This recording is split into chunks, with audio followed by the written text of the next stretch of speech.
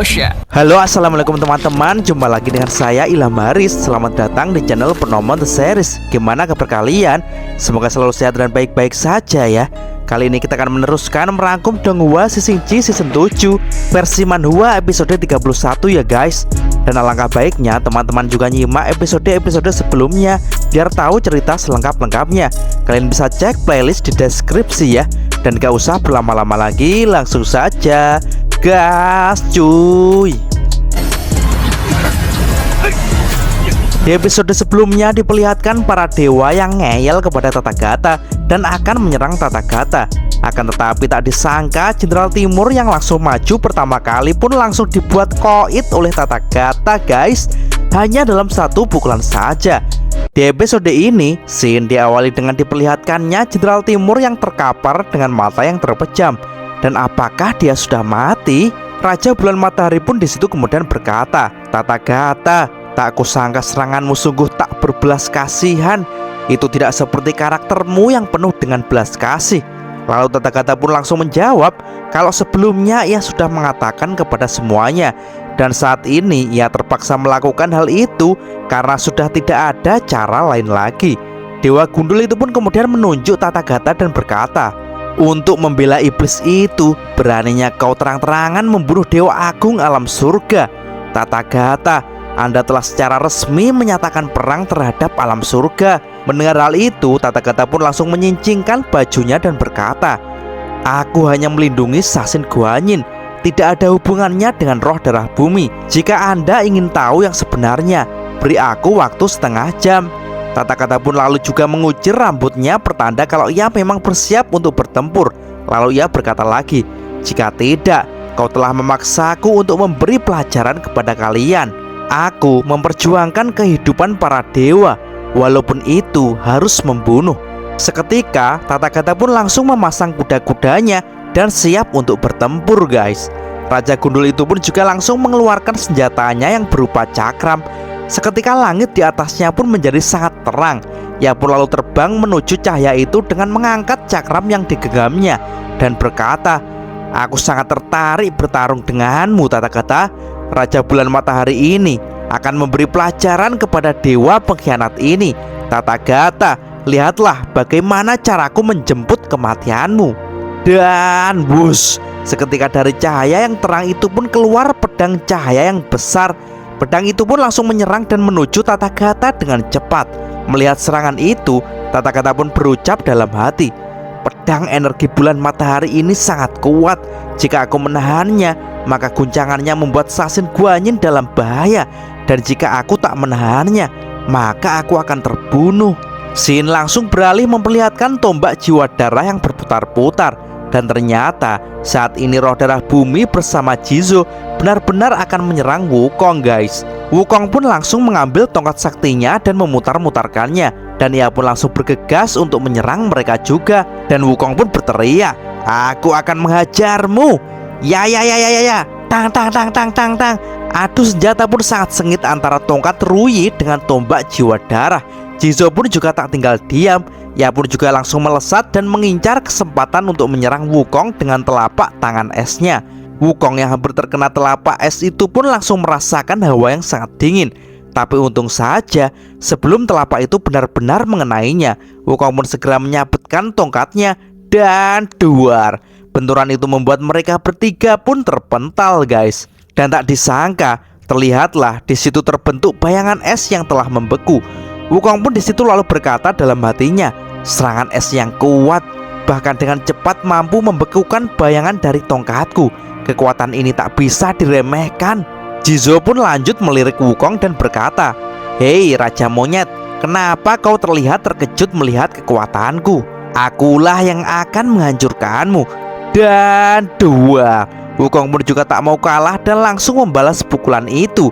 "Ayo, dua." Seketika tembok es itu pun pecah dan langsung terlihat tangan mereka pun sudah bertemu dan beradu satu sama lain. Dan dua, mereka pun menghempaskan satu sama lain. Jizo pun berkata dalam hatinya, "Serangan balik yang tak terduga. Wukong ternyata memang benar-benar hebat." Wukong yang kesal itu pun kemudian meluncur dan akan memukul lagi. Jizo pun tersenyum dan berkata, Apakah kamu mampu, Wukong? Tapi tiba-tiba saja Wukong pun merasakan sesuatu di tangannya. Ah, kenapa tanganku ini? Ucapnya. Apakah waktu 3 jam yang diberikan Master Reinkarnasi akan segera habis? Menyadari hal itu, Jizo pun kemudian berkata kepada roh darah bumi, "Roh darah bumi, jiwa Raja Kera mulai membusuk. Ayo ambil kesempatan ini dan membunuhnya." Roh darah bumi pun dengan cepat langsung menghunuskan tombak jiwa darahnya kepada Wukong. "Ayo!" teriaknya. Jizo pun juga langsung mengeluarkan jurus pamungkasnya. Wukong yang saat ini sudah mencapai batasnya pun sudah merasa lemas. Ia pun segera menahan tubuhnya dengan tongkatnya agar ia tak terjatuh. Lalu tiba-tiba Wukong pun dikejutkan oleh sesuatu. Ia merasa ada aliran tenaga lagi yang datang kepadanya. "Aliran tenaga ini," ucapnya. Lalu terlihatlah sesuatu yang merambat berwarna putih dan terdengar seseorang yang berkata, "Bahkan Kaisar Surga Sitian saja jika berada di tanah penjara lantai 19 dan ingin untuk mengambil jiwa manusia, maka harus mendapatkan juga persetujuanku."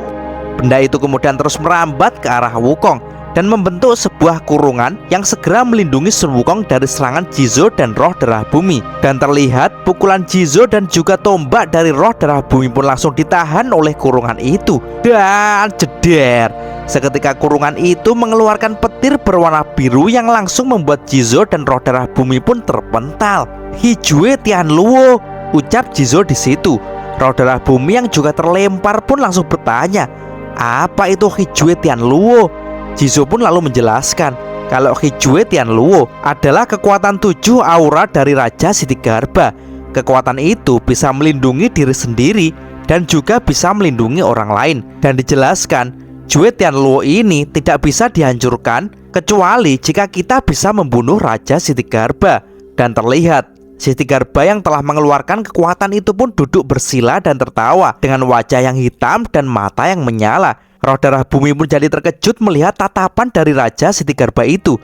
Dan benar saja, tiba-tiba Sitigarba pun melesat dan tiba-tiba sudah berada tepat di hadapan roh darah bumi. Roh darah bumi pun secara refleks langsung akan menggunakan tombaknya. Tapi tiba-tiba saja Sitigarba pun sudah memegang tombak itu dan malah menghunuskan ke lehernya sendiri. Dan ia pun berkata, "Bunuh aku." Jelas saja roh darah bumi pun langsung terkejut. Apa? Sedangkan Jizo dan Wukong pun juga terkejut melihat hal itu. Dan sambil tertawa, Sitigarba pun berkata, "Hehe, cepat bunuh aku.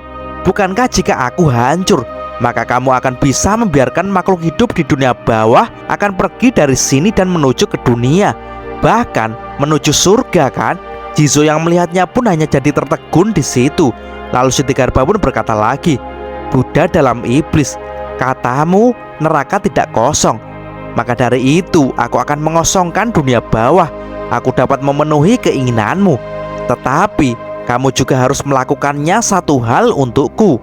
Jizo pun langsung bertanya, "Sitigarba, apa yang kamu inginkan?" Dan tak disangka Sitigarba pun lalu berkata kepada Sun Wukong, "Sun Wukong, kamu telah berhasil memecahkan simpul Pluto dunia. Apa yang kau inginkan untuk kulakukan untukmu?" Lalu Wukong pun menjawab kalau ia hanya ingin kembali ke dunia. Dan sambil melirik ke Jizo, Sitigarba pun berkata, "Hei iblis dalam Buddha, aku tak peduli metode apa yang kau gunakan, asalkan kau bisa membiarkan sang Raja Kera kembali ke dunia." Shin kemudian beralih memperlihatkan Tathagata yang saat ini pedang matahari akan mengenai dirinya. Dan Tathagata pun sudah bersiap untuk menghadapi serangan yang dahsyat itu dan berkata dalam hatinya, "Peninggalan sihir kedua akan segera dikeluarkan dari tubuh Sashin. Aku tidak akan mengabaikan saat yang penting ini." Tathagata pun langsung segera melompat untuk menghadang serangan itu. Dan duar, adu kekuatan yang dahsyat itu membuat di dalam bola segel pun juga bergetar. Tekanan itu membuat roh darah bumi pun terbatuk-batuk menahan sakit. Tapi untungnya relik iblis kedua pun bisa dikeluarkan. Setelah tabrakan itu, Tathagata pun langsung mendarat dan kembali melindungi bola segel air.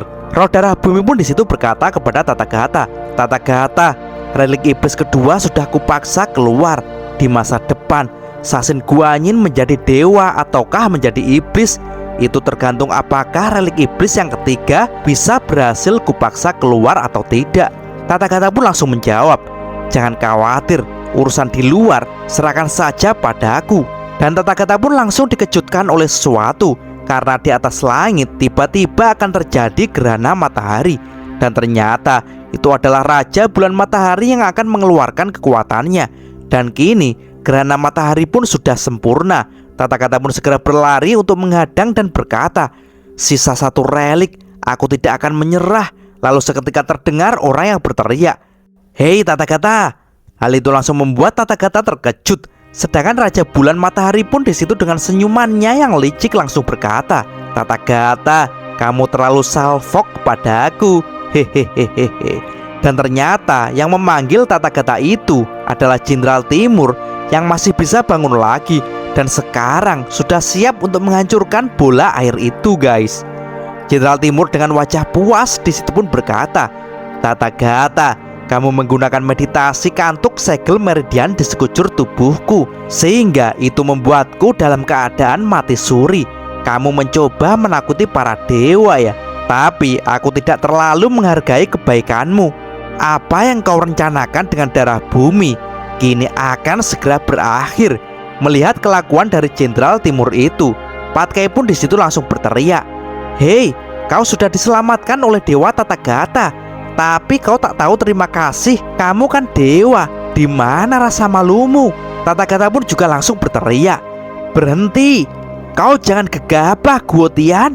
Tapi dewa tua itu pun tetap ngeyel dan berkata, "Tunggu aku menyelamatkan Sasin Guanyin dulu Tathagata, baru aku akan menuruti kata-katamu."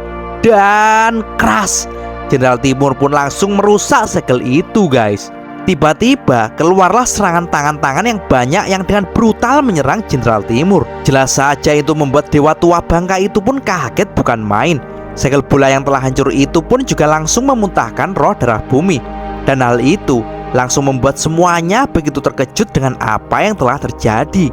Dan kini apa yang telah diperjuangkan mati-matian oleh Tathagata pun hancur sudah, guys. Terlihat bola air itu pun meledak dan menghilang. Dan kini terlihatlah Dewa Sasin yang muncul dengan aura yang tidak seperti biasanya. Karena saat ini wajah Dewa Sasin pun terlihat sangat bengis dengan mata merah yang menyala. Dan Sin kemudian beralih di jalur monster. Terlihatlah Wukong pun berlari dengan sangat kencang dengan menggandeng Wuching. Dan sambil berlari ia pun berkata, "Aku kembali ke dunia, aku kembali ke dunia." Kembalinya Sun Wukong ke dunia ini dikarenakan karena permintaannya telah dipenuhi oleh Siti Garba, yang bahkan Raja Siti Garba pun saat ini telah mengorbankan dirinya untuk Sun Wukong. Dan mengingat akan hal itu, Wukong pun tampak mengeluarkan air mata. Beralih lagi di tempat pertempuran dewa, Dewa Sasin dengan tatapan yang bengis pun melayang di udara di hadapan para dewa. Relik iblis ketiganya yang belum keluar dari tubuhnya membuat ia sekarang menjadi iblis. Raja Bulan Matahari pun di situ berteriak, "Tathagata, kamu telah melakukan kejahatan keji. Jika kamu tidak menghentikanku saat itu, Dewa Sasin tidak akan dirasuki oleh roh darah bumi seperti ini." Tathagata pun hanya bisa memandang Dewa Sasin dan berkata, "Sasin Guanyin, itu karena aku tidak berhasil melindungimu dengan baik. Aku benar-benar minta maaf." Dan kini terlihat serangan telapak tangan dari Dewa Sasin pun langsung melayang. Dewa Sasin pun dengan brutal mengeluarkan jurus telapak seribunya dan langsung menyerang Tathagata. Dan duar, Tathagata pun terlihat pasrah menerima serangan itu. Patkai pun langsung berteriak, "Dewa Tathagata!" Aosue pun di situ sangat heran mengapa Tathagata tak menghindari serangan itu.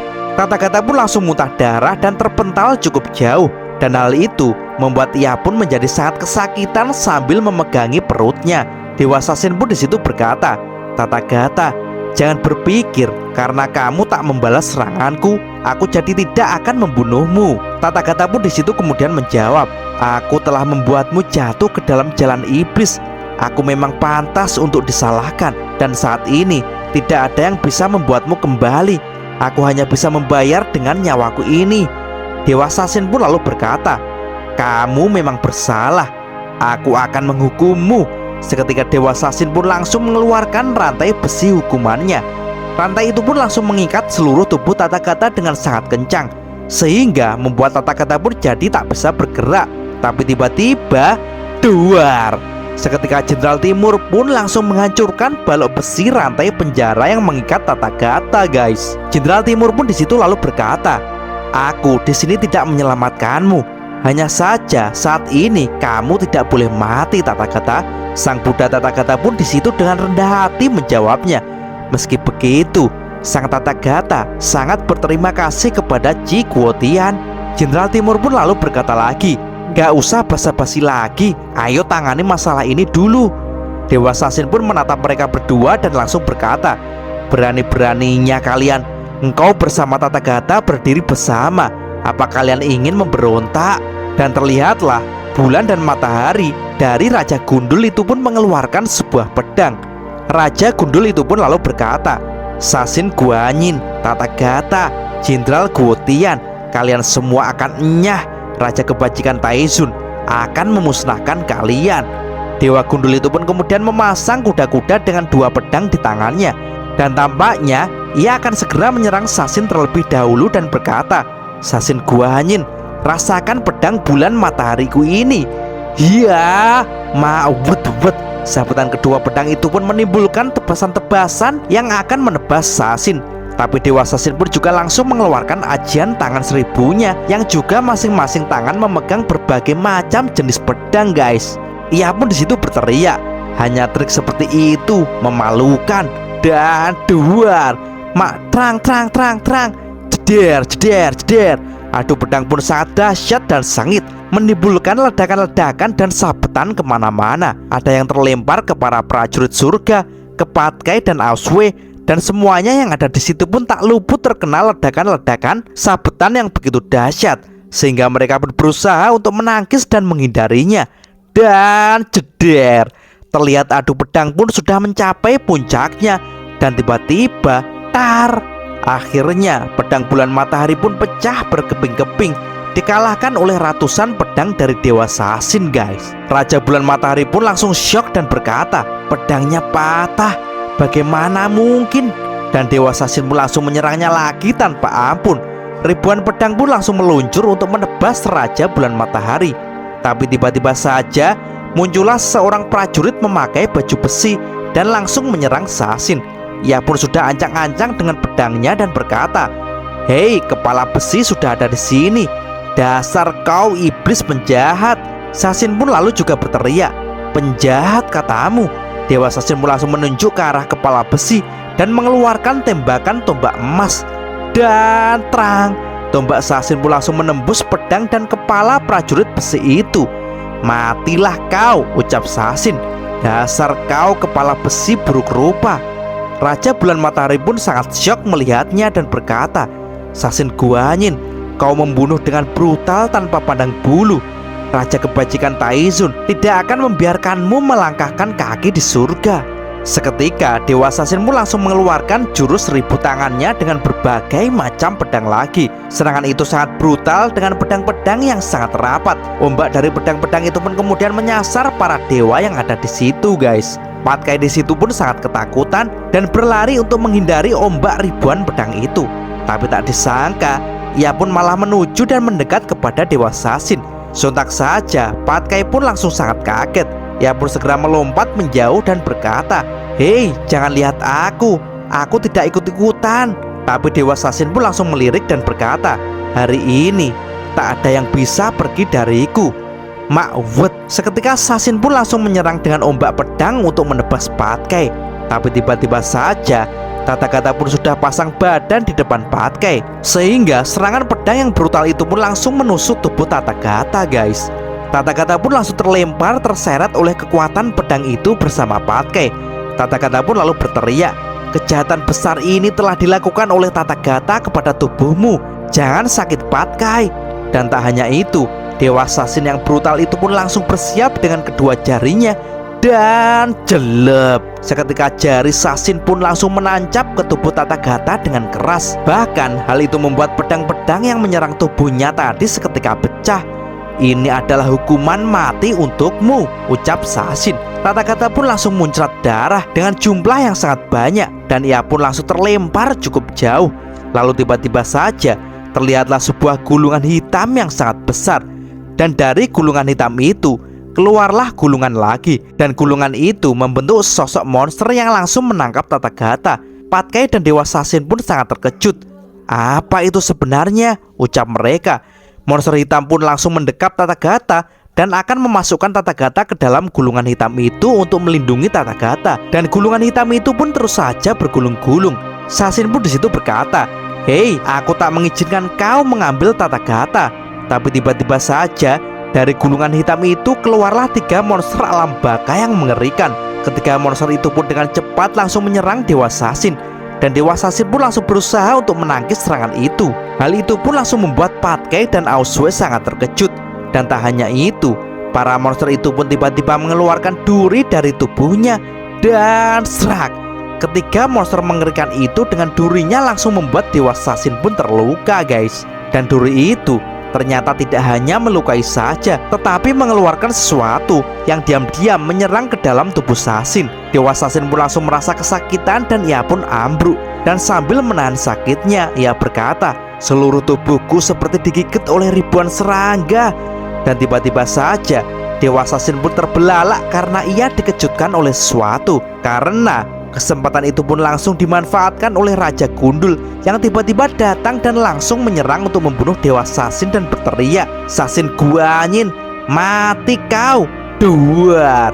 Seketika cakram emas matahari pun mengenai dengan telak tepat ke dada Dewa Sasin. Episode ini diawali dengan diperlihatkannya di hutan pohon besi. Di situ terlihatlah Neomoren, Jiuquan, Master Rank, Shao Wuqing, dan Xiaotian yang sedang duduk untuk menunggu kabar dari Sun Wukong. Mereka pun terlihat sangat khawatir karena waktu yang diberikan Sun Wukong selama 3 jam saat ini sudah hampir habis. Dan tiba-tiba saja Neomoren pun merasakan kedatangan Wukong dan ia pun langsung menoleh ke arah tersebut. Dan benar saja, dari belakang Wukong pun dengan cepat berlari untuk segera mendatangi mereka. Jelas saja hal itu membuat mereka pun sangat senang. Neomoren pun dengan senangnya berkata, "Wukong, kamu sudah kembali." Wukong pun langsung menjawab, "Bukankah aku sudah memberitahumu kalau kita akan berjumpa lagi?" Dan Master Rank pun disitu berkata, "Hei Wukong, apakah kamu telah menemukan Raja Siddhartha? Dan apakah kamu sudah menemukan namamu kembali?" Sun Wukong pun langsung menyuruh Master Rank untuk mengecek namanya di buku reinkarnasi Baojian. Dan tanpa menunggu lama lagi, Master Rank pun langsung mengambil bukunya dan berkata, "Oke, tunggu sebentar." Dan setelah ia membuka-buka bukunya, tiba-tiba saja topengnya pun berubah menjadi merah dengan meme yang sangat terkejut. Dan hal itu membuat semuanya pun juga keheranan. Hal mengejutkan apa yang akan terjadi? Dan dengan topengnya yang seketika berubah menjadi putih dengan meme happy, Master Rank pun langsung menunjukkan bukunya kepada semuanya dan ia berkata, "Hei, ada. Halaman ini sebelumnya tidak ada tulisan dengan nama Wukong, dan sekarang akhirnya muncul juga namamu, Wukong." Semuanya pun langsung sangat senang mendengarnya dan berkata, "Akhirnya berhasil." Seketika Neomoren pun langsung berpegangan tangan dengan Wukong. Mereka pun sangat senang dan Neomoren pun berkata, "Wow, Wukong, apakah kamu melihatnya? Namamu akhirnya muncul di buku harta karun reinkarnasi." Hahaha. Neomoren pun tertawa sekaligus terharu. Wukong pun lalu berkata, "Adik Neo." Jiuquan pun kemudian juga langsung mengucapkan selamat kepada Wukong karena sudah bisa kembali ke dunia lagi. Sementara Master Rank pun masih saja sibuk dengan bukunya. Tapi tiba-tiba saja Master Rank pun dikejutkan sesuatu lagi. Karena di dalam buku reinkarnasinya itu saat ini muncul nama Neomoren, yang artinya Neomoren akan segera mati. "Apa katamu?" tanya Jiuquan kaget. Begitu juga dengan Wukong. Seketika adik Neomoren pun mulai merasa lemas dan akan terjatuh. Wukong yang khawatir itu pun lalu berkata, "Adik Neo, kamu tidak boleh mati. Bukankah kamu masih memiliki pertanyaan kepadaku?" Lalu Neomoren pun langsung melontarkan pertanyaannya yang masih selalu disimpan untuk Wukong. Ia pun lalu berkata, "Wukong, akankah aku bisa menjadi istri yang baik?" Sin langsung diperlihatkan adik Neo yang sudah tak sadarkan diri. Wukong pun disitu berkata, "Aku tak akan membiarkanmu mati. Kamu tak boleh mati." Dan ternyata saat ini adik Neo sedang digendong oleh Wukong untuk melewati jembatan reinkarnasi bersama Wuqing. Dan sambil berlari, Wukong pun mengingat pesan Master Rank yang berkata kepadanya, "Raja Kera, Neomoren sangat merindukanmu. Tapi sekarang ketiga api jiwanya telah hilang dari tubuhnya. dan ia saat ini sedang berada di antara hidup dan mati. Kamu hanya perlu menemukan tubuh fisik dari New Moran. Gunakan mantra cetakan tangan yang telah kuajarkan padamu untuk mengembalikan 3 jiwanya ke dalam tubuhnya lagi, agar dia bisa terlahir kembali. Wukong pun saat ini dengan menggendong New Moran dan bersama Wu Qing bergegas melewati jembatan terlupakan untuk menuju ke dunia. Xin kemudian langsung beralih ke dunia di istana Raja Kerbau. Terlihat di situ adik New Moran pun perlahan membuka matanya, dan Wukong pun sudah berada di sampingnya dan langsung berkata, "Adik New, tidurmu sangat lelap sekali.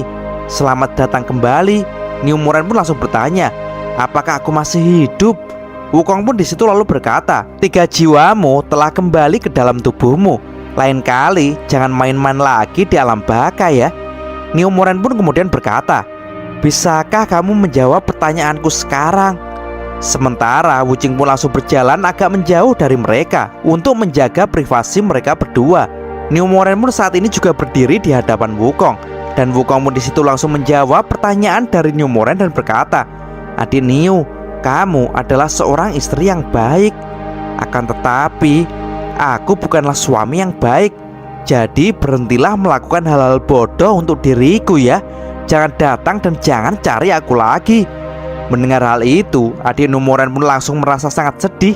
Ia pun langsung menangis dan berkata, "Apakah kamu seorang suami yang baik atau bukan?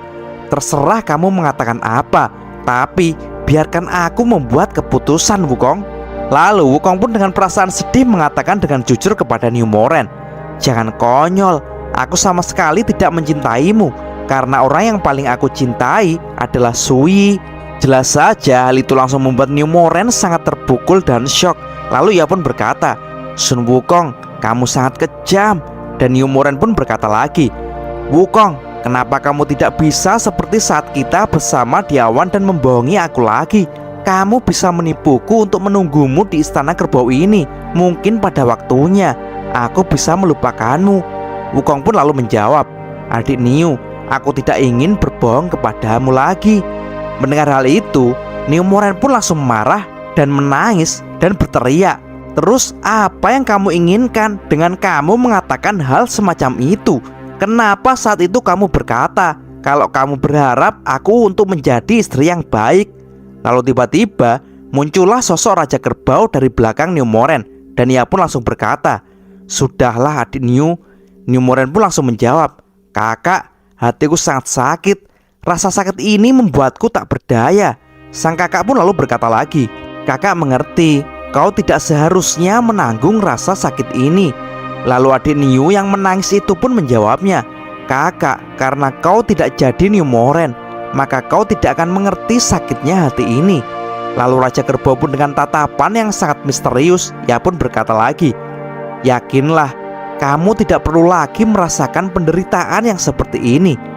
Dan tiba-tiba saja, duar, Raja Kerbau pun seketika menghancurkan jiwa New Moran. Wukong pun langsung terbelalak dan kaget melihat hal itu. Dan setelah jiwa New Moran yang sudah musnah menjadi buih-buih cahaya di situ, Raja Kerbau pun lalu berkata, "Adik New Moran, sekarang hatimu tidak akan pernah terluka lagi." Wukong pun masih saja tertegun seakan tak percaya dengan apa yang dilihatnya. "Hei Raja Kerbau!" Raja Kerbau pun tampaknya tak mempedulikan Wukong, dan ia pun langsung beranjak pergi. Dan sebelum pergi, Raja Kerbau pun kemudian melirik ke arah Wukong dan berkata, "Kau jangan mengejar. Jika kau mengejarku, aku akan membunuhmu." Raja Kerbau pun lanjut berjalan meninggalkan Wukong yang sendirian di situ. Wukong pun hanya bisa terdiam dan merasa sangat sedih dan bersalah. Dan terlihat air mata dari sang Raja Kera itu pun menetes dan terjatuh ke tanah, guys. Xin kemudian beralih memperlihatkan pertempuran dewa yang belum usai. Terlihat Raja Bulan Matahari Gundul itu yang sedang menyerang untuk segera membunuh Dewa Sasin. Mumpung Dewa Sasin sedang terluka dan tak bisa bergerak.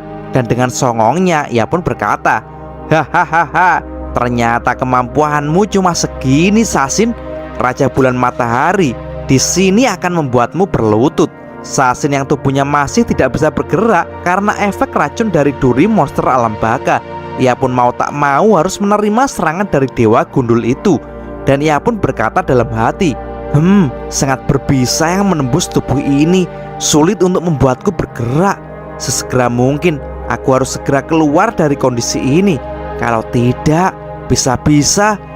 Tapi situasinya sangat tidak menguntungkanku. Kalau begitu, pertama harus memecahkan cermin cakra dari Dewa Gundul itu. Nyahlah dari sini, teriak Sasin. Seketika ia pun langsung mengeluarkan senjata-senjata pedangnya. Ia pun dengan cepat mengerahkan pedang-pedang emasnya untuk menghancurkan cermin itu. Dan jeder, senjata andalan Dewa Gundul itu pun pecah dan meledak. Hal itu langsung membuat Dewa Gundul itu terlempar ke atas. Dan tiba-tiba saja para dewa surga pun dengan cepat bergerak mengeroyok Dewa Sasin. Ayo cepat segera serang Sasin, teriak mereka. Dan mereka pun langsung memukul tubuh Dewa Sasin bersama-sama.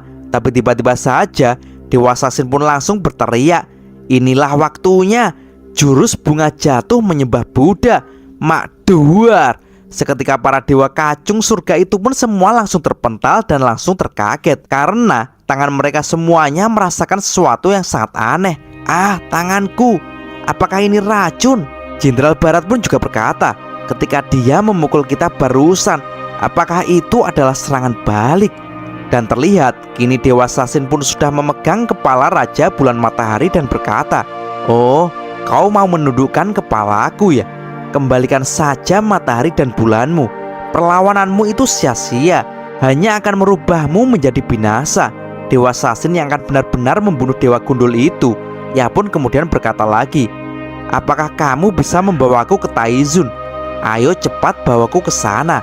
Jika tidak, aku tak akan memberi kesempatan kepadamu untuk hidup.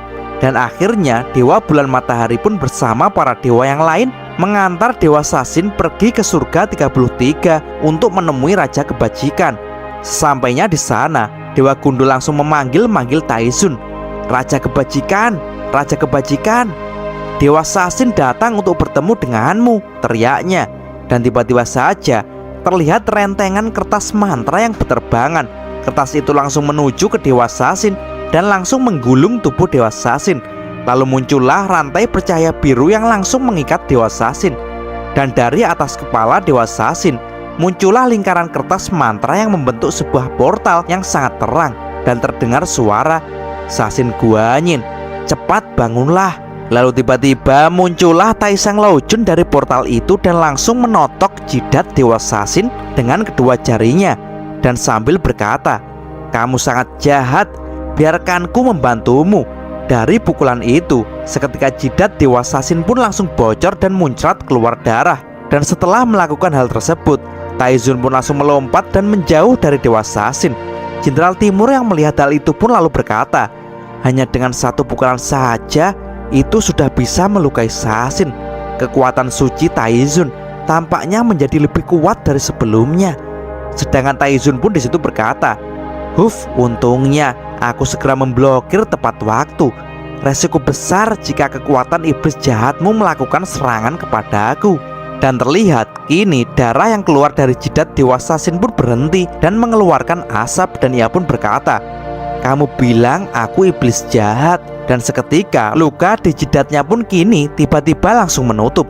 Dan itu membuat ia pun terkejut. Lalu dengan keadaan yang masih terikat oleh rantai Taizun, ia pun berkata lagi, hei Raja Kebajikan, kura-kura tua bajingan penjahat yang menyembunyikan kepalanya dan menunjukkan ekornya, datang saja, aku tidak takut padamu.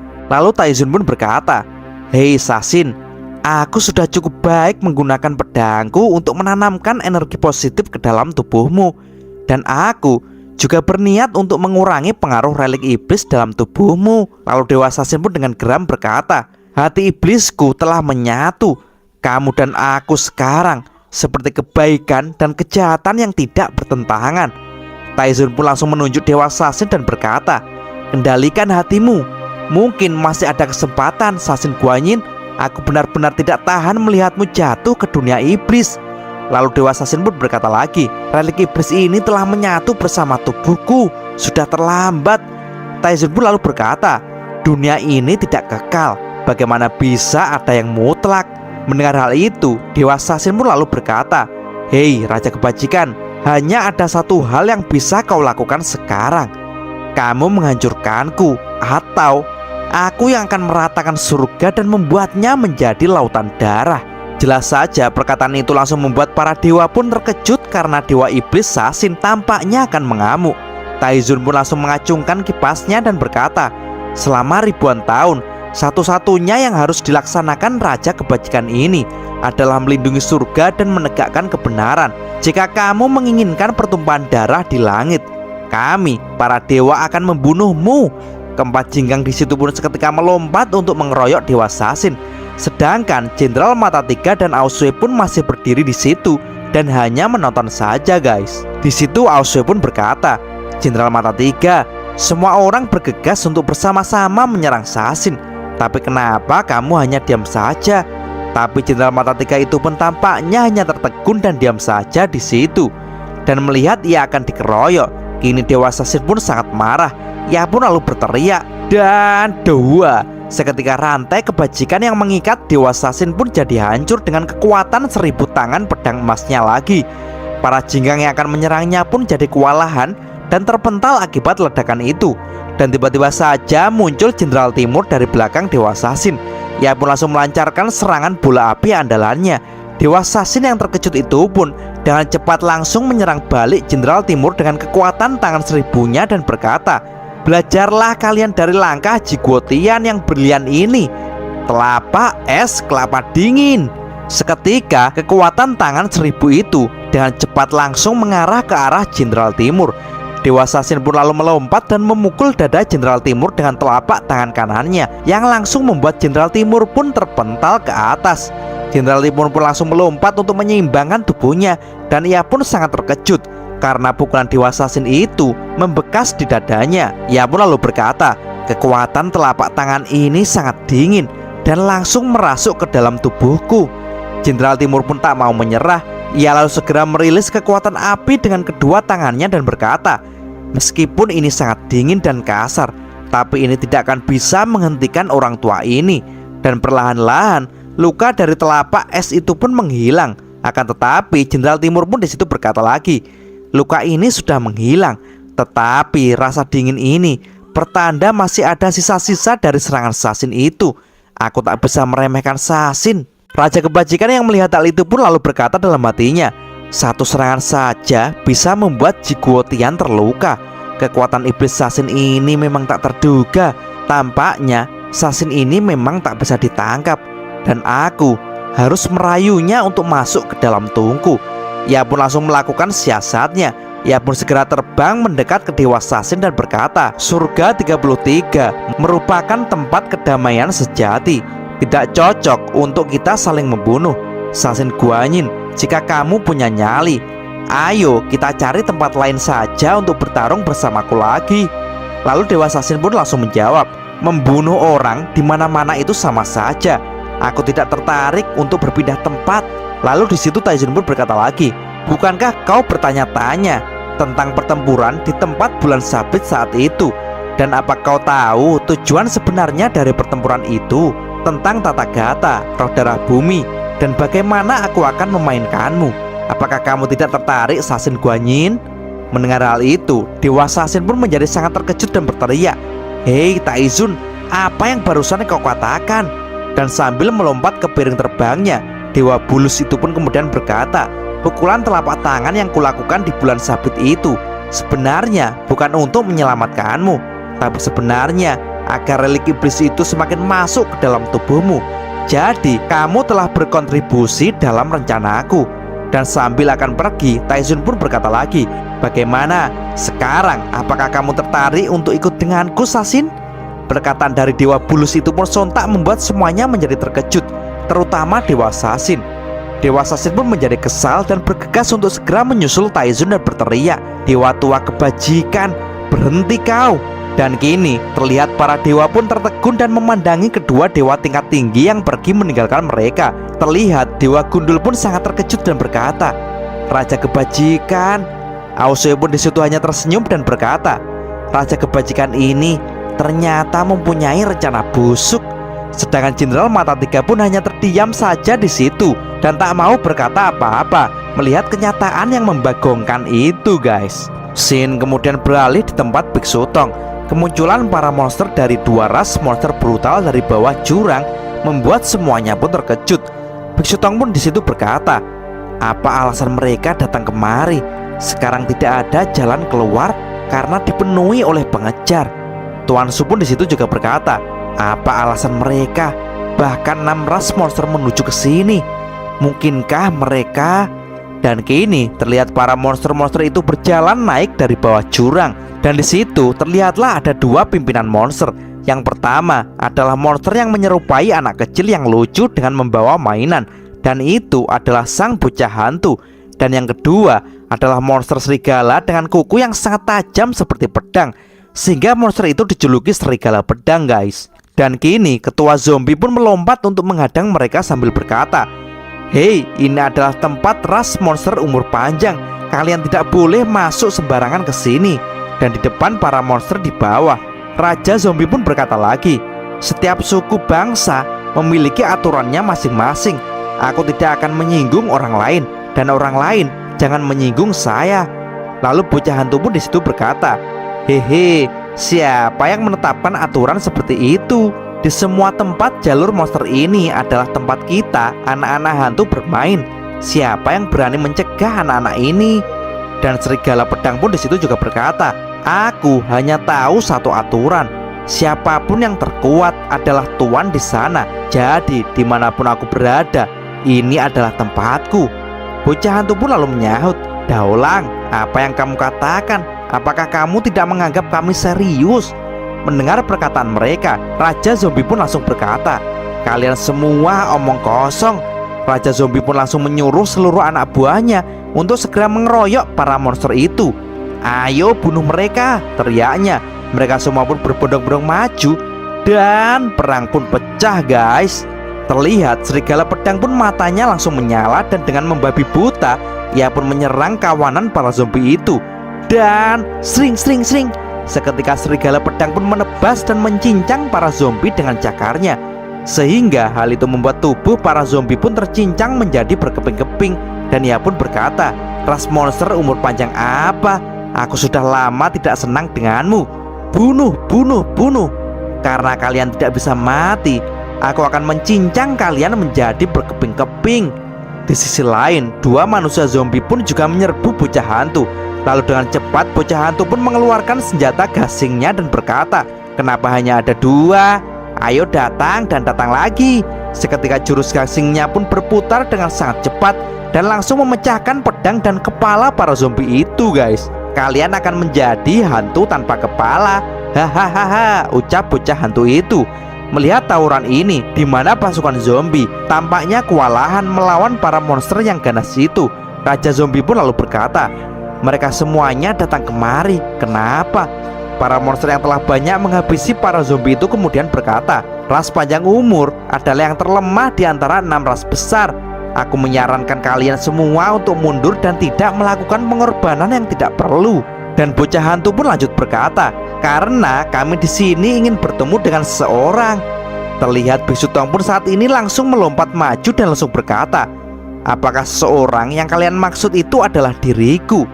Scene kemudian beralih di surga 33. Terlihat Taizun pun saat ini memasuki tungku kultivasinya, dan kemudian ia pun juga sedang diikuti oleh Dewa Sasin. Dan sesampainya di dalam tungku kultivasi itu, Dewa Sasin pun lalu berkata, hei rubah tua, kamu sengaja mengajakku ke tempat ini. Apa sebenarnya tujuanmu? Dan terdengar Taizun pun berkata, kuali 9 Dewa Langit, menutuplah.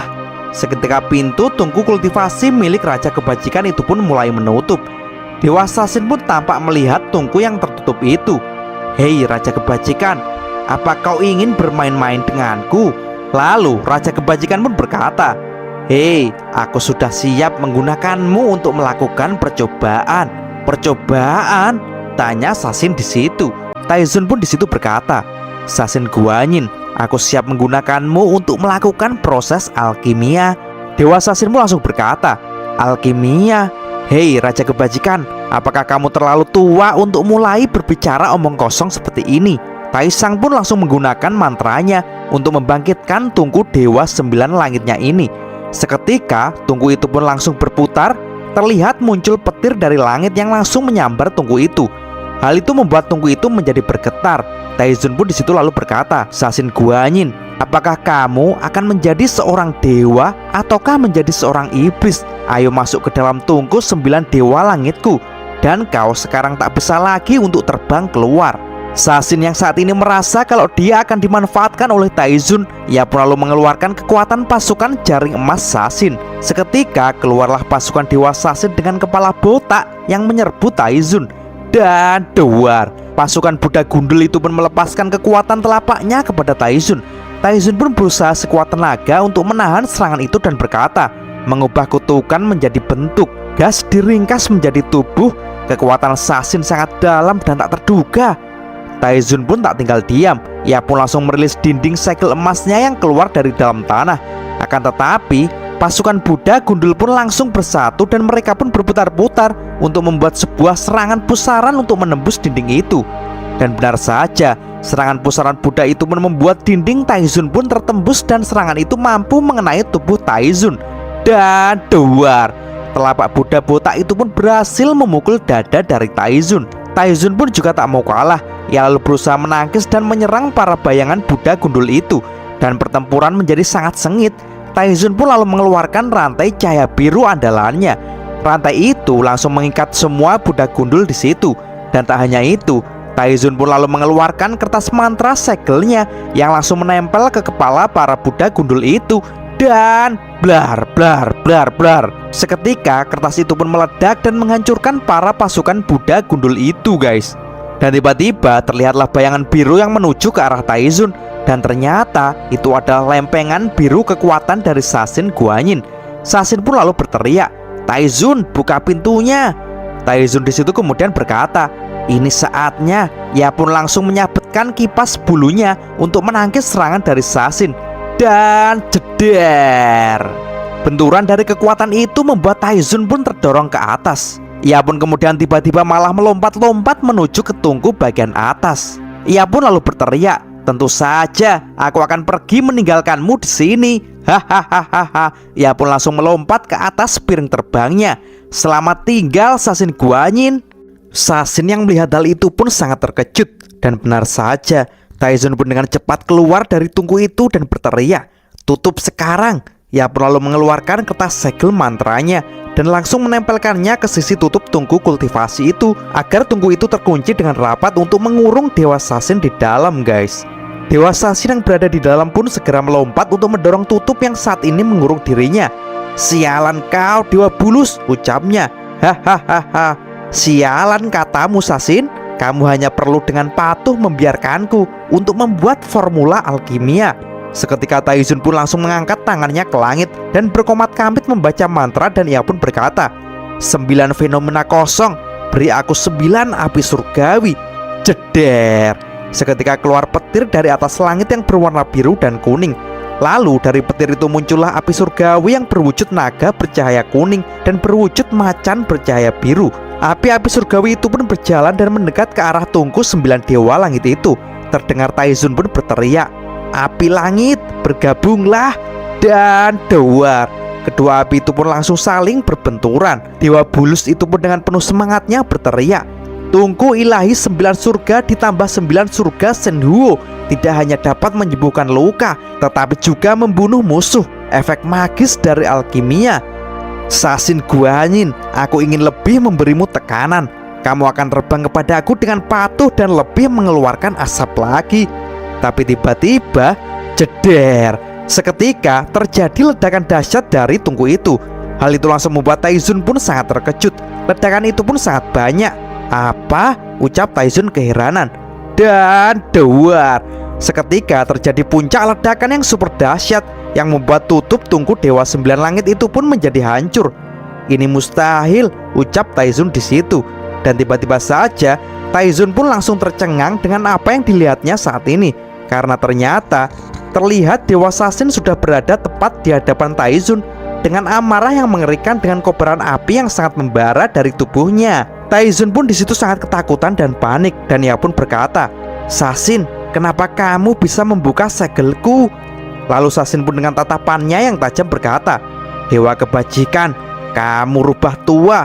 Kau tak pernah menyesal dengan kelakuan kotormu itu." Lalu Taizun pun dengan sangat ketakutan menjawab, Aku tidak bermaksud. Aku hanya ingin mencoba menyembuhkanmu, Sasin.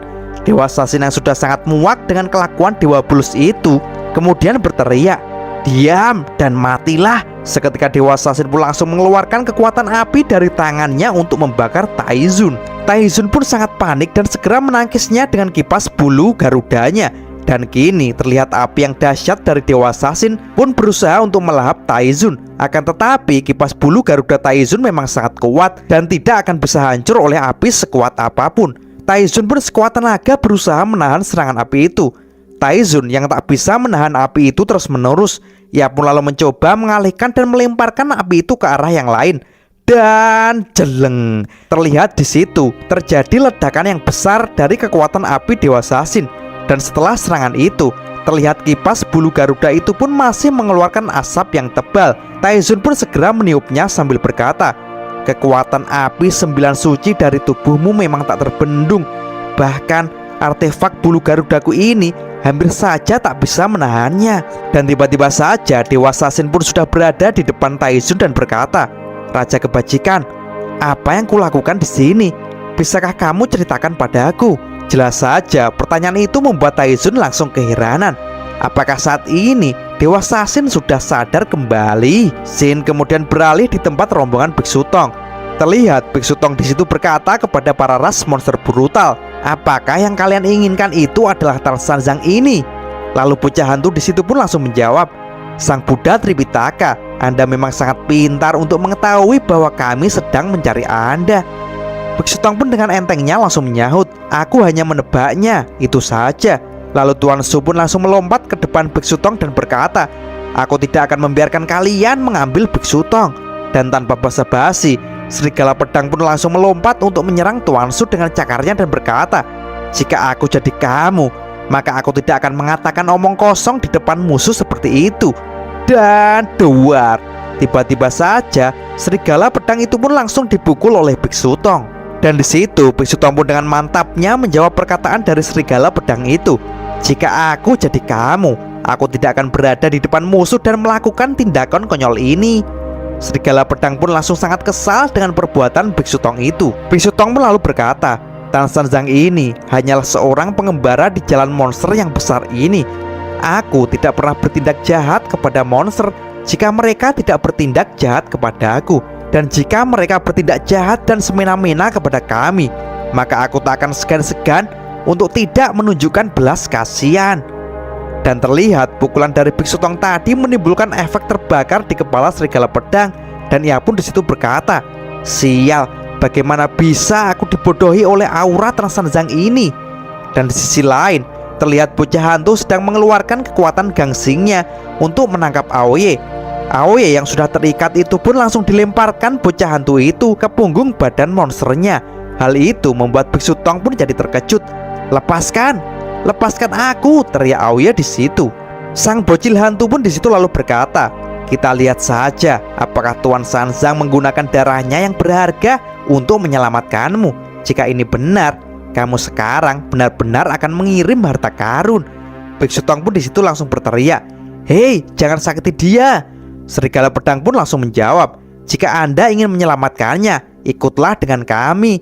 Biksu Tong pun lalu berkata lagi, "Kau mengancamku, itu tergantung pada kemampuanmu." Bocah hantu pun langsung tersenyum dan langsung berkata, "Jika anak ini mati sekali, aku jadi ingin melihat apakah Anda dapat menghidupkannya kembali." Dan tiba-tiba, ma'uwut, seketika Aoye pun langsung menghilang dari punggung bocah hantu dan dibawa oleh pusaran pasir dari Shao Wuqing.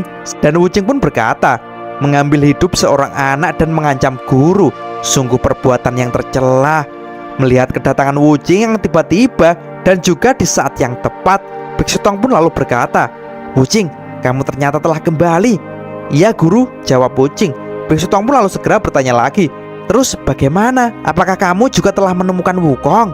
Dan tiba-tiba saja terlihat pusaran emas yang menjulang tinggi dan langsung terdengar suara, "Kau memanggilku guru." Dan setelah pusaran itu menghilang, lalu muncullah jeng jeng jeng sang raja keras Sun Wukong yang langsung memberi hormat kepada gurunya, guys. Scene kemudian beralih di tempat Dewa Sasin yang kini ia tampaknya sudah tersadar dari pengaruh iblis. Ia yang saat ini masih bingung kemudian berkata kepada Taizun, kenapa aku di sini?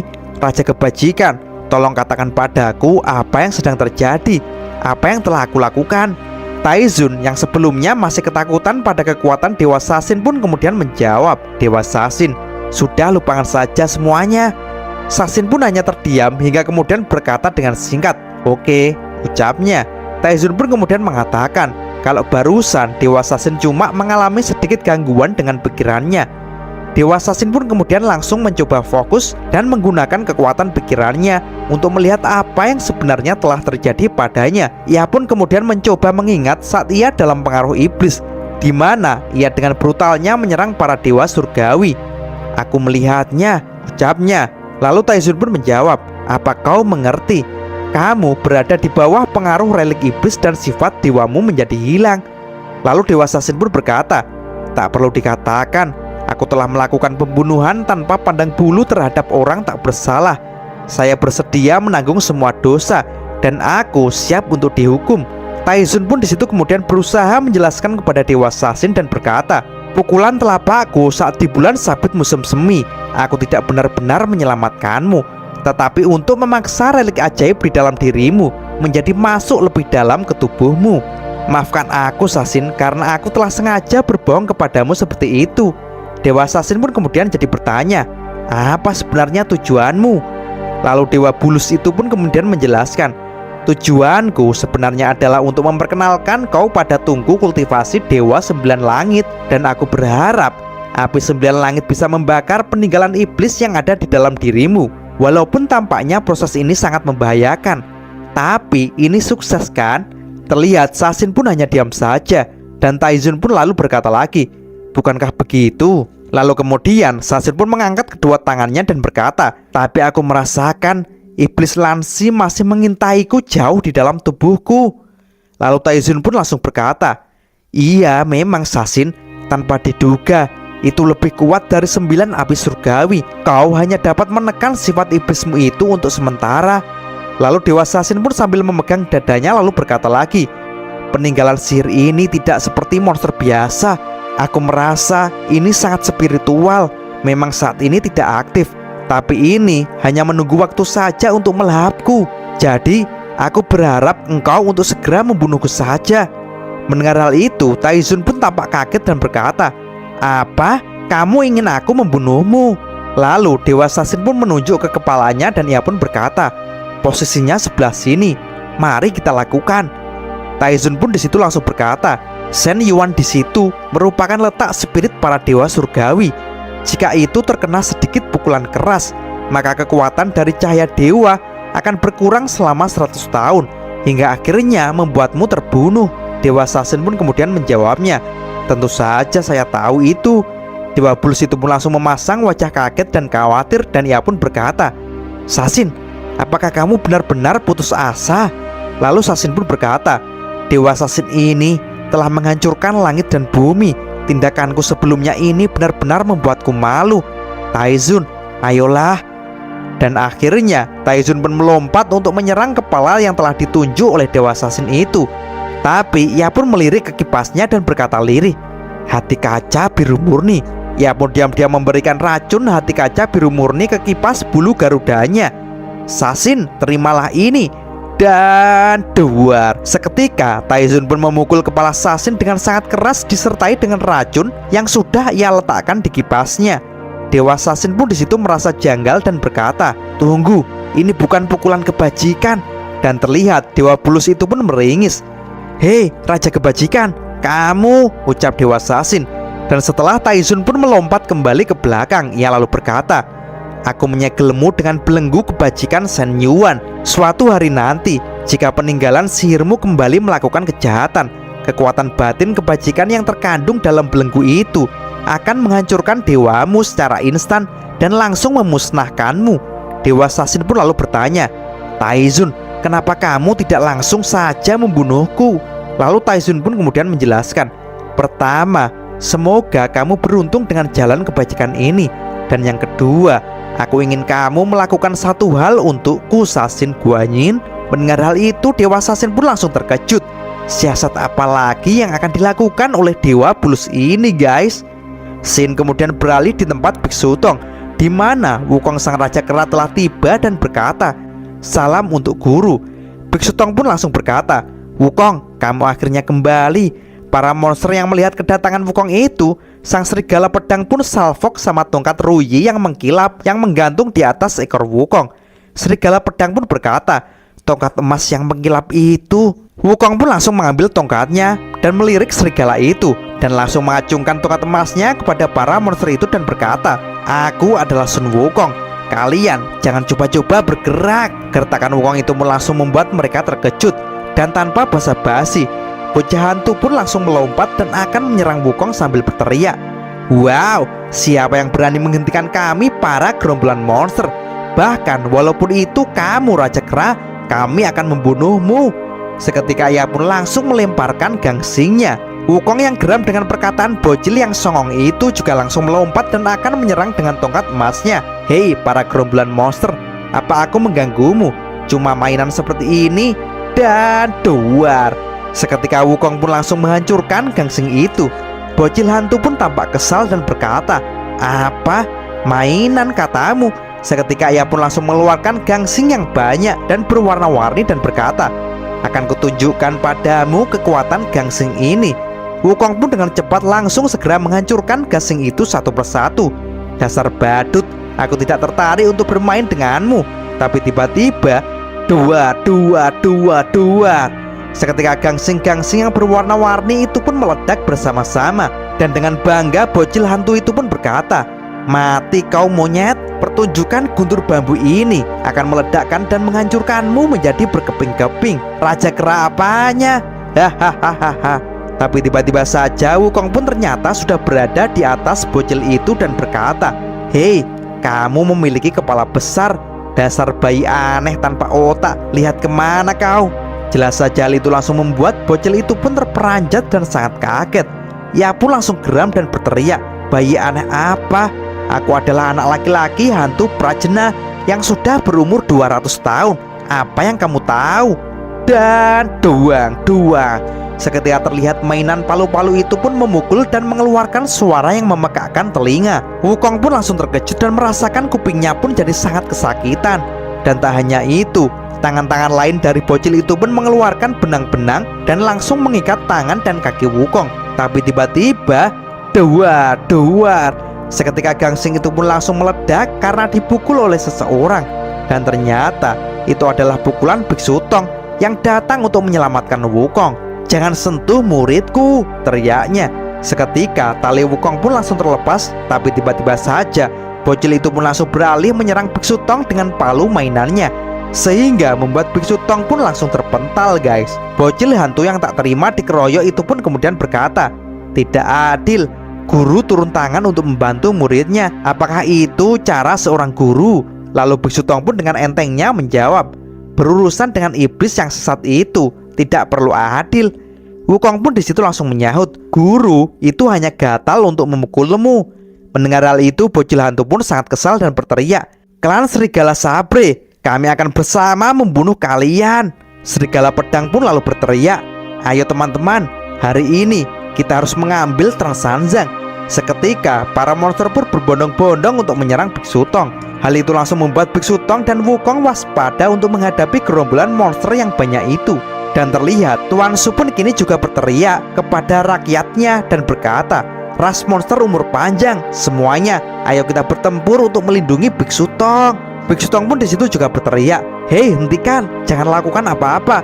Pertarungan ini tidak seimbang."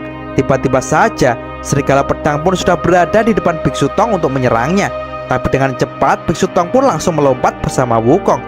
Biksu Tong pun lalu berkata kepada Wukong, "Wukong, gunakan tubuh mereka untuk segera pergi dari sini." Dan dengan cepat mereka berdua pun melompat-lompat menginjak-injak tubuh para monster itu sebagai jalan untuk keluar dan kabur dari pertarungan itu. "Wukong, ayo mundur," teriak Biksu Tong. Serigala pedang yang menyadari Biksu Tong telah melarikan diri itu kemudian berteriak, "Hei, semuanya berhenti, Trang Sanzang akan melarikan diri." Seketika semuanya langsung berhenti dan terkejut. Dan tiba-tiba saja bocil hantu pun saat ini sudah berdiri untuk menghadang Biksu Tong guys. Melihat hal itu, Biksu Tong pun lalu berkata, "Tetap saja, metode ini adalah yang paling efektif." Ia pun lalu berjalan dan mengatakan kepada semuanya, "Hei kalian semua, Kalian semua keluar hanya untuk memperebutkan nyawa saya kan? Sekarang aku mempunyai sebuah pertanyaan. Selama kalian memberikan sebuah jawaban yang memuaskan, maka aku akan dengan senang hati pergi bersama kalian. Wukong, kamu tidak diizinkan untuk menghentikanku ya. Dan dengan cepat serigala pedang pun langsung mendekat kepada Biksu Tong dan berkata, "Hei Biksu, apa pertanyaanmu? Langsung saja." Biksu Tong pun langsung mendekat kepada serigala pedang dan membisikkan sesuatu. Mendengar pertanyaan itu, serigala pedang pun langsung terkejut dan berkata, "Masalah ini, aku..." Dan tampaknya ia pun tak bisa menjawab pertanyaan itu. Si bocil hantu pun lalu langsung berteriak, "Apa sebenarnya masalahnya?"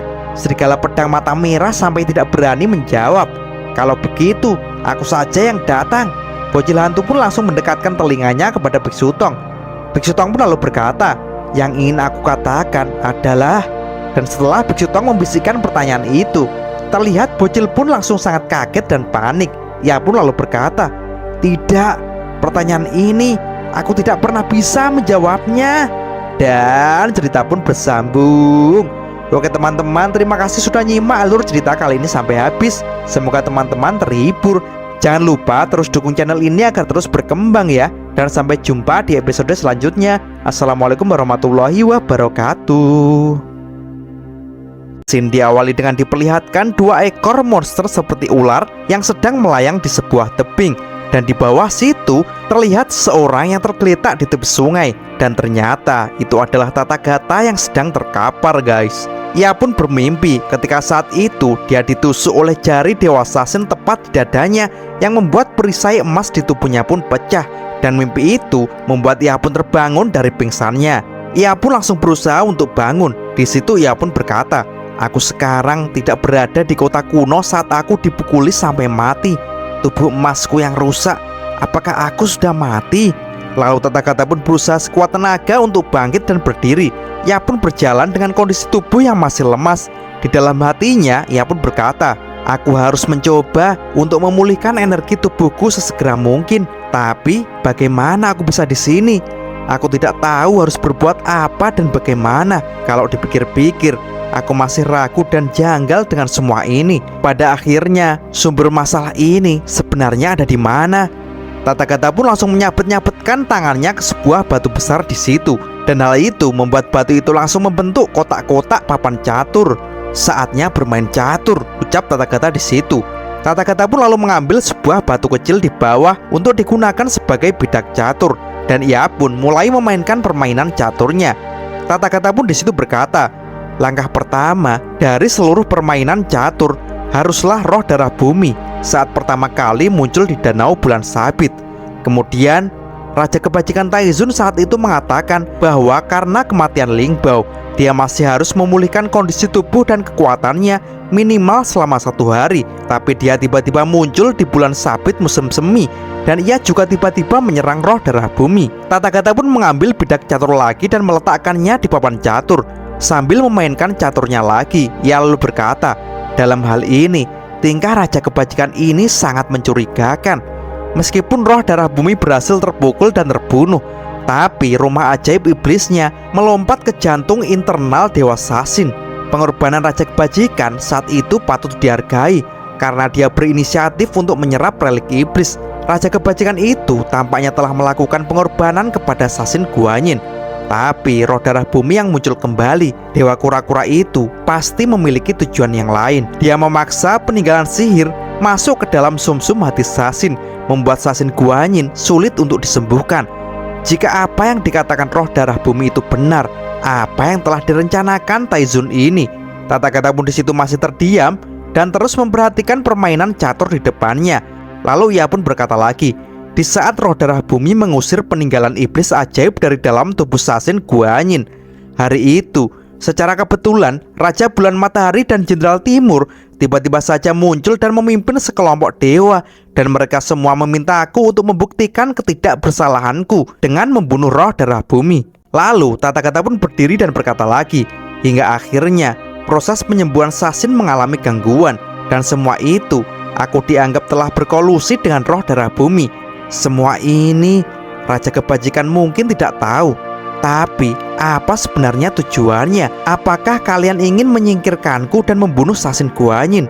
Dan sambil mengatakan hal itu, Tathagata pun menjatuhkan dirinya ke dalam sungai. Dan biur, Tathagata pun membiarkan tubuhnya tenggelam ke dalam air. Tathagata pun mencoba untuk berkonsentrasi dan masuk lebih dalam ke dalam air. Ia pun lanjut berkata, "Dia melakukan ini. Apa yang kamu inginkan? Apa?" Tathagata pun terus saja bertanya-tanya dan membayangkan raut muka misterius dari wajah jelek Dewa Bulus itu sambil menerka-nerka. Lalu ia pun berkata, "Jika surga tidak ada aku dan Sasin Guanyin, mungkinkah?" Seketika Tathagata pun langsung terkejut dan berkata, "Raja Kebajikan, apakah Anda ingin menguasai dunia sendirian?" Dan terlihat ikan-ikan di situ pun kemudian menjadi gelisah dan berbondong-bondong berenang ke atas dengan cepat. Tathagata pun di situ berkata, "Rombongan ikan ini kenapa begitu panik? Sungguh kejam." Seketika Tathagata pun langsung melompat keluar dari dalam air.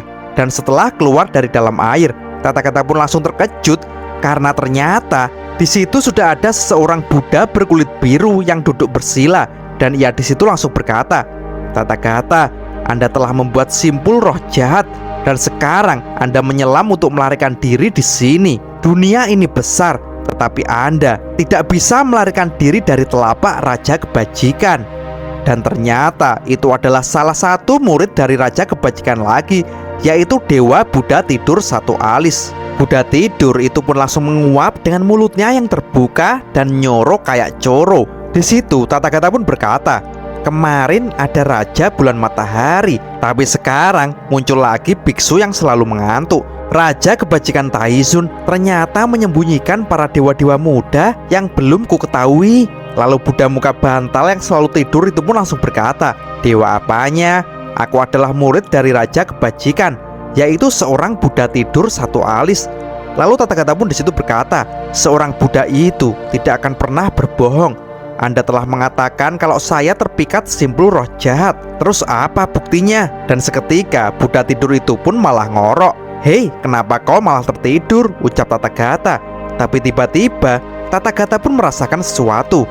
"Ini sedikit tidak biasa," ucapnya lagi. Karena seketika dari kepala gundul dari Buddha Tidur itu muncul sebuah gelombang. Dan dari gelombang itu lalu muncullah sesuatu dari balik air terjun. Dan yang muncul itu adalah sosok manusia batu raksasa dengan mata yang menyala dan terlihat kejam. Tathagata pun langsung terkejut dan berkata, "Apakah Buddha Tidur itu menakutiku?" Akan tetapi manusia batu itu pun tanpa basa-basi langsung menyerang Tathagata dengan pukulannya. Tathagata pun dengan cepat langsung mengeluarkan pukulan Buddha emasnya untuk menghadapi pukulan itu. Dan dewar, terlihat pukulan Buddha emas milik Tathagata tidak mampu menahan pukulan dari manusia batu yang keras itu, sehingga membuat dirinya pun kini terpental hingga menabrak dinding bukit, guys. Tathagata pun di situ berkata, "Walaupun mata Buddha itu kini sedang tertutup, tapi kekuatannya sangat nyata." Dan terlihat kini manusia batu yang ganas itu pun akan menyerang Tathagata lagi. Tathagata pun langsung memejamkan matanya dan merapatkan kedua telapak tangannya dan berkata, "Tidak peduli bagaimana Anda begitu besar, tapi kamu itu tidak nyata." Seketika Tathagata pun berubah menjadi wujud Buddha emas raksasa yang langsung memukul manusia batu itu dengan sangat keras. Dan akibat dari pukulan itu membuat manusia batu pun seketika menjadi hancur, guys. Hal itu membuat Buddha Tidur pun langsung melek dan langsung terkejut. Tathagata ini sedang terluka, tapi masih bisa menghancurkan dunia mimpiku. Luar biasa. Dan terlihat Tathagata pun langsung kembali ke wujud semula. Tapi tiba-tiba muncul serangan lain yang langsung meluncur dengan cepat ke arah Tathagata. Tathagata yang terkejut itu pun langsung melompat untuk menghindari serangan itu. Dan dari pusaran cahaya emas itu muncullah seseorang lagi yang ternyata itu adalah murid Raja Kebajikan yang lain. Ia pun di situ langsung memberi hormat kepada Tathagata dan berkata, "Dewa pakaian kotor, senang berjumpa dengan Anda, Tathagata." Tathagata yang heran dengan nama dewa itu lalu bertanya, "Apa? Pakaian kotor? Bukannya pakaian perang yang Anda pakai sangat bagus dan bersih?" Lalu dengan tatapan yang tajam, orang itu lalu berkata, "Hehe, saat diwarnai oleh darahmu, maka pakaianku akan menjadi kotor." Tathagata pun dengan tenang langsung menjawabnya, Begitu ya, aku akan mencobanya nanti." Dan tiba-tiba saja muncul lagi sebuah pusaran api yang berwarna hijau dan kuning. dari atas Tathagata, dan dari pusaran itu muncul seseorang lagi yang langsung menyerang Tathagata. Tathagata, rasakan tamparanku. Dan dua. Tathagata yang terkejut itu pun langsung menangkis serangan itu dengan tangannya, dan hal itu membuat mereka berdua pun terpental. Dan terlihat tangan Tathagata pun kini terbakar oleh api hijau dari orang itu. Api hijau ini sangat aneh, ucap Tathagata.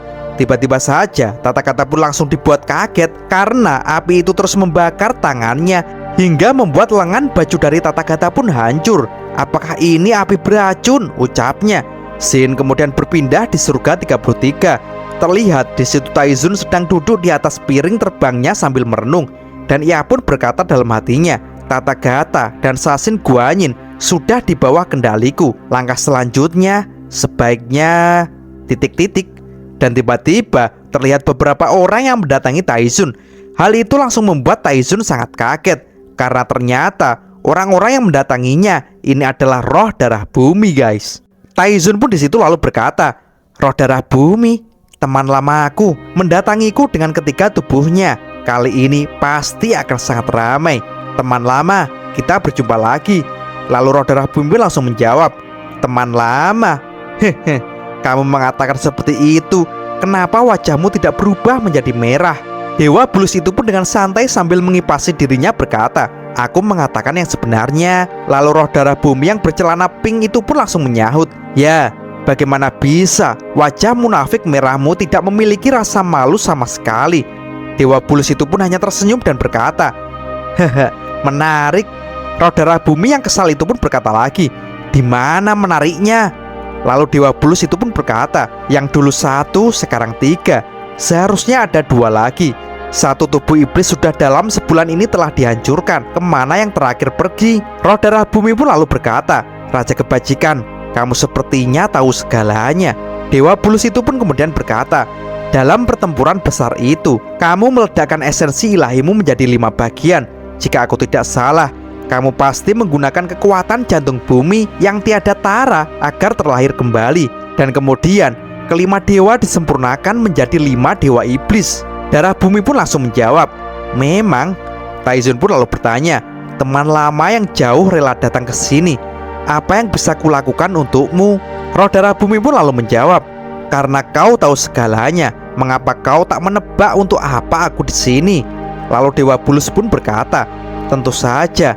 Tapi sebelum itu, aku ingin mengajukan proposal baru padamu. Apa itu? Tanya roh darah bumi. Lalu Taizun pun berkata, ayo kita bekerja sama. Ayo kita membuat aliansi antara dewa dengan iblis. Jelas saja hal itu langsung membuat ketiga roh darah bumi itu langsung terkejut dan berkata, aliansi dewa dan iblis? Dasar Bulus tua, yang kau katakan itu sungguh konyol. Apakah kamu telah melupakan kejadian di waktu 9 hari dan 10 bumi bersamaku? Tetapi dengan entengnya, Dewa Bulus itu berkata, selama ada keinginan dan visi misi yang sama, kebencian apa yang tidak bisa dilupakan? Mendengar hal itu, roh darah bumi pun langsung marah dan berkata, hei, kesamaan apa yang kumiliki dengan keuntunganmu? Lalu Dewa Bulus itu pun berkata lagi, sekarang kita mempunyai pikiran tentang hukum yang persis sama, yaitu mendorong 3000 dunia untuk melakukan lagi. Hal itu langsung membuat roh darah bumi kaget dan berkata, hei kamu, apakah kau mau mengatakan bahwa 3000 dunia itu? Scene kemudian beralih di tempat Tathagata. Terlihat tangan Tathagata pun masih terbakar oleh api yang berwarna kuning dan hijau. Racun api yang sangat aneh, ucap Tathagata. Dan ternyata orang yang menyerang Tathagata itu adalah salah satu murid Dewa Bulus juga, dan itu adalah Dewa Racun Api Langit.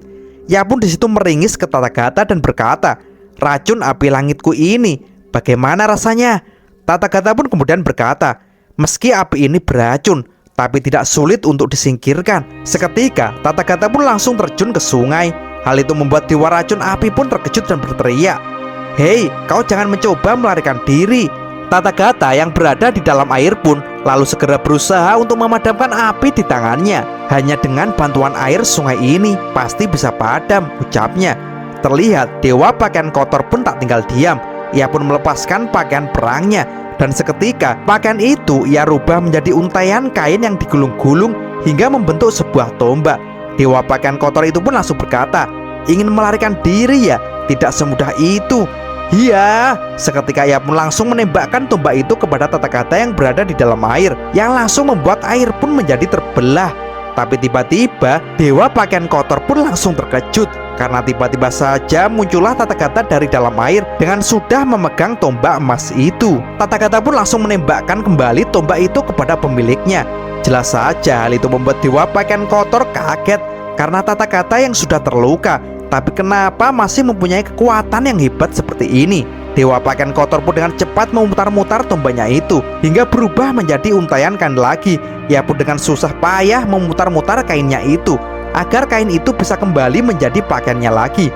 Tapi tiba-tiba ia pun dikejutkan sesuatu, karena ternyata saat membalikkan pakaian itu, Tathagata diam-diam memasukkan segel Buddha miliknya.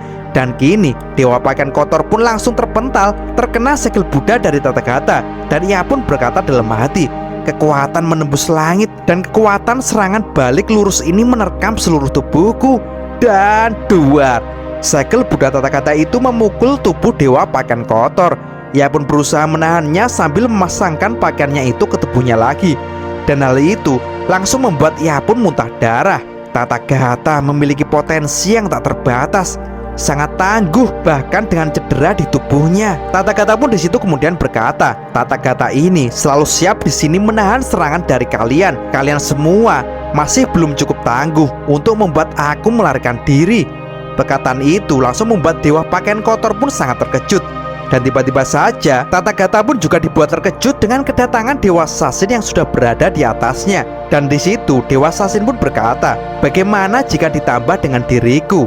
Sasin Guanyin, ucap Tathagata di situ.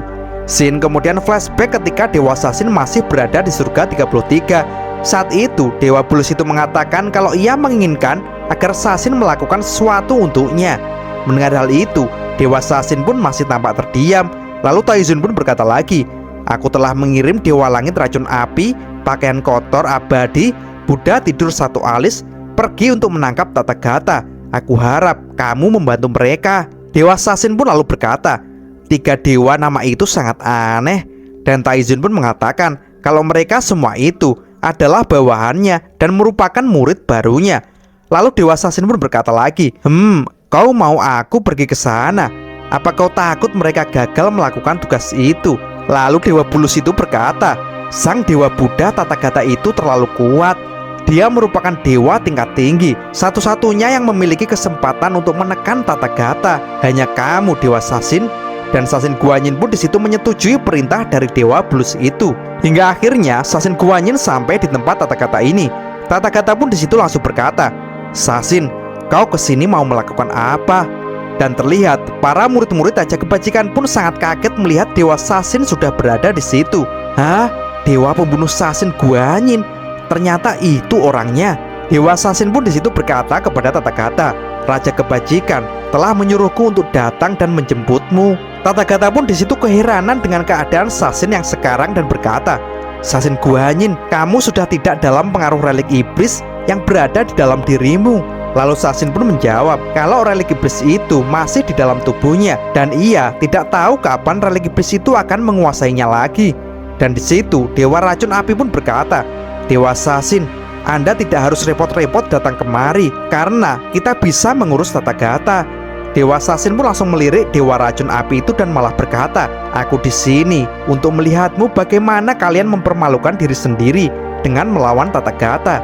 Buddha tidur satu alis pun langsung menyahut dan berkata, Dewa Sasin, Raja Kebajikan Taizun mengirim kami ke sini. Pasti dia sangat percaya dengan kemampuan kami. Lalu Dewa Sasin pun berkata, sejujurnya aku tidak memandang rendah kalian, tapi di mataku kalian semuanya hanyalah 3 dewa kecil, termasuk Raja Kebajikan Taizun. Itu saja. Jelas saja hal itu langsung membuat mereka bertiga terperanjat. Dan Dewa Sasin pun berkata lagi, dan jika itu untuk melawan dewa besar seperti Tathagata, hanya akulah yang dapat mengimbanginya. Pernyataan Sasin itu pun membuat 3 dewa keroco itu pun terdiam. Tapi tiba-tiba saja mereka pun meluapkan kekesalannya karena Dewa Sasin telah terang-terangan meremehkan mereka. Mereka pun dengan kompak langsung mengerahkan kekuatannya untuk menyerang Tathagata. Dewa pakaian kotor pun di situ berteriak, aku tidak percaya apakah aku sendiri mampu. Tapi kekuatan ketiga dewa ini pasti akan menekan Tathagata. Terlihat Dewa Racun Api pun langsung merilis kekuatannya dan langsung memukulkan kepada Dewa Pakaian Kotor, disusul dengan Dewa Gundul Muka Bantal yang juga langsung menyalurkan semua kekuatannya di punggung Dewa Racun Api, sehingga mereka bertiga pun saling menyatukan dan menggabungkan kekuatannya menjadi satu kekuatan yang sangat dahsyat. Dan dari penyatuan kekuatan itu, mereka pun langsung menembakkannya kepada Tathagata. Dan tiba-tiba saja terlihat telapak tangan beraura merah muda yang melayang. Dan ternyata itu adalah telapak tangan dari Dewa Sasin yang menyentuh kepala Tathagata untuk menyalurkan kekuatannya. Dan ia pun berkata, "Tathagata, hari itu kamu telah menampar aku di reruntuhan kota kuno, dan hari ini aku akan membalasnya." Dan Shin langsung beralih memperlihatkan bocah hantu yang sangat terkejut dengan pertanyaan dari Biksu Tong. Dan ia pun berteriak, "Pertanyaan ini aku tidak bisa menjawab. Tidak, aku menyerah saja." Hal itu tentu saja membuat Tuan Su juga menjadi kepo dan bertanya, "Biksu Tong, pertanyaan apa yang kamu tanyakan kepada mereka?" Lalu Biksu Tong pun menjawabnya, "Aku hanya bertanya pada mereka, di mana jantung bumi?" Mendengar perkataan Biksu Tong itu, Tuan Su pun seketika juga menjadi ketakutan dan keringetan, dan ia pun berkata, "Soal itu kami juga tidak bisa menjawab, karena jawabannya roh darah bumi adalah musuh." Lalu dengan santainya Biksu Tong pun berkata, "Kalian tiga ras monster yang kejam tidak berani menjawab. Bukan berarti ketiga ras monster kejam yang lainnya tidak akan mengatakannya." Tuan Su yang masih ketakutan itu pun lalu berkata, "Biksu, apakah itu artinya titik-titik?" Lalu Biksu Tong pun segera berkata lagi, "Mungkin Anda bisa menjadi pemandu buat kami untuk melewati jalur monster untuk menemukan tiga ras monster kejam lainnya. Dan aku akan lihat apakah mereka ada yang bisa membantu kami untuk menemukan jantung bumi." Mendengar perkataan Biksu Tong itu, Tuan Su pun langsung menganga saking takutnya. Dan ia pun berkata, "Kami 6 ras monster brutal, bahkan melakukan segala cara untuk melarikan diri dari pengaruh di jalur monster ini. Bagaimana aku bisa kembali dan membantumu menemukan jantung bumi? Itu seperti bunuh diri." Dan cerita pun bersambung. Oke teman-teman, terima kasih sudah nyimak alur cerita kali ini sampai habis. Semoga teman-teman terhibur. Jangan lupa terus dukung channel ini agar terus berkembang ya. Dan sampai jumpa di episode selanjutnya. Assalamualaikum warahmatullahi wabarakatuh. Shin langsung diperlihatkan surga 33.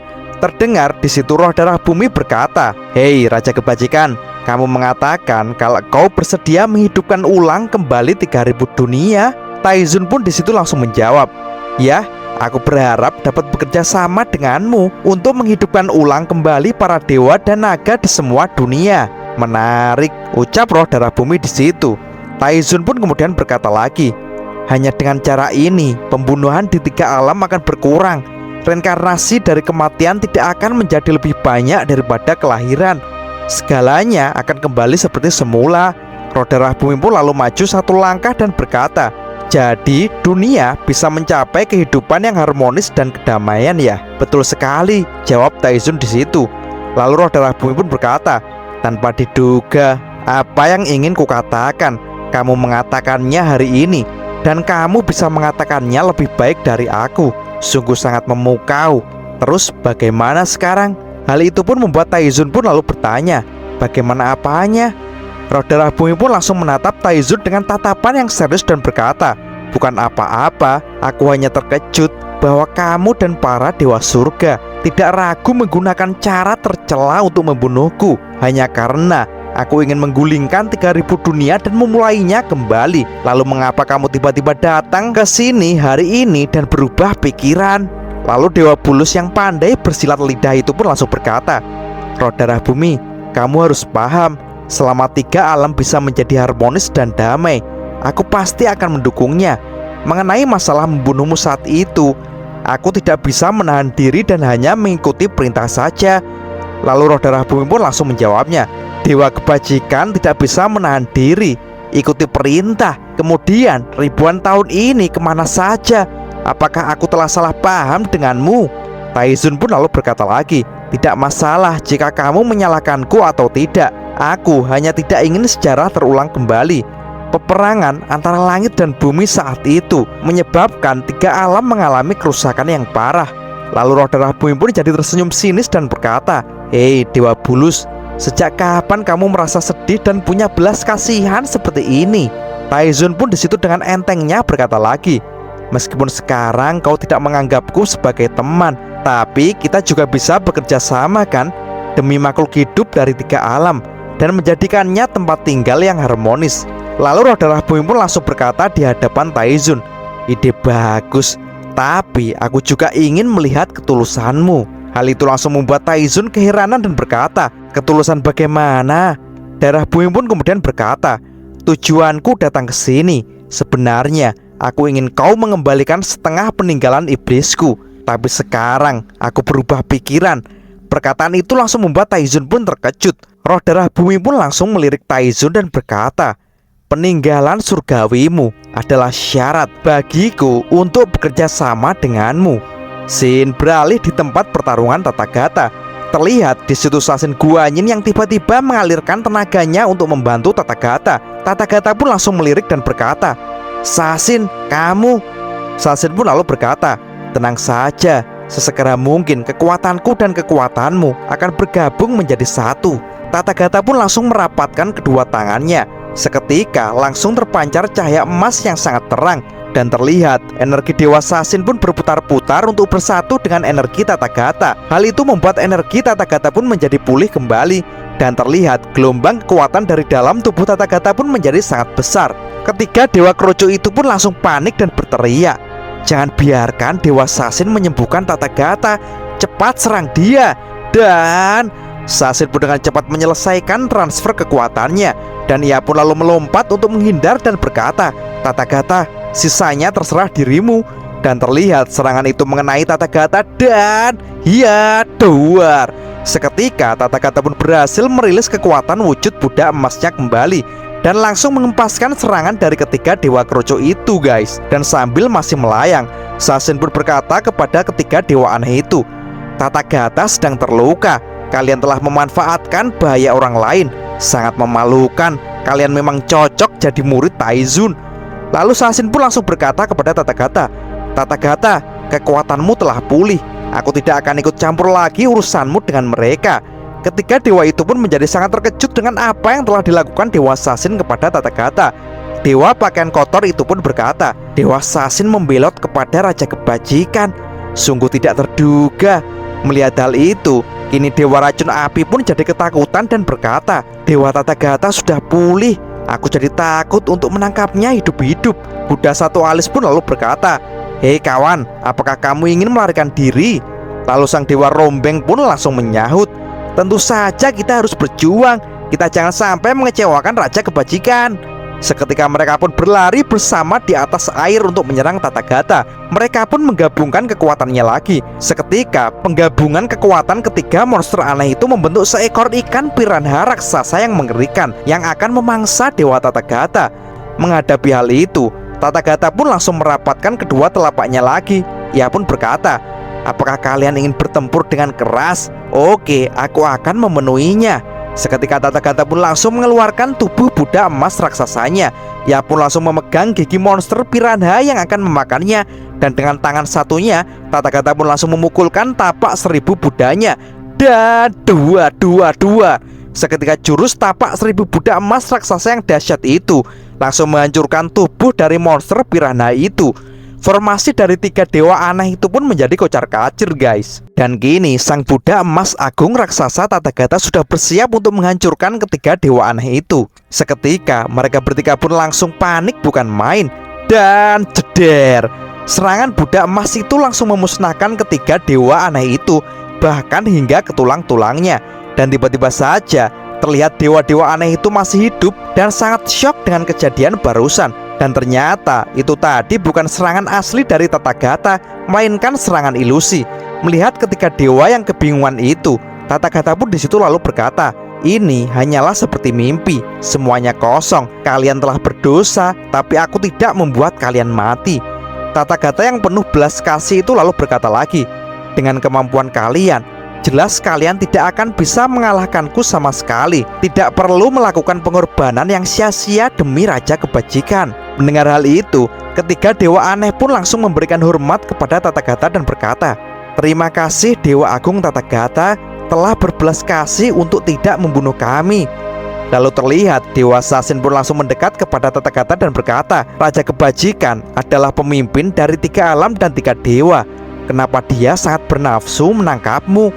Lalu Tathagata pun berkata, selama periode waktu ini Raja Kebajikan berusaha untuk memindahkan 3 alam, sehingga menyebabkan 3 alam menjadi runtuh dan kebingungan. Dewa Sasin pun lalu bertanya, terus apa tujuannya? Lalu Tathagata pun menjawabnya, aku menyimpulkan bahwa semuanya diam-diam telah diatur olehnya.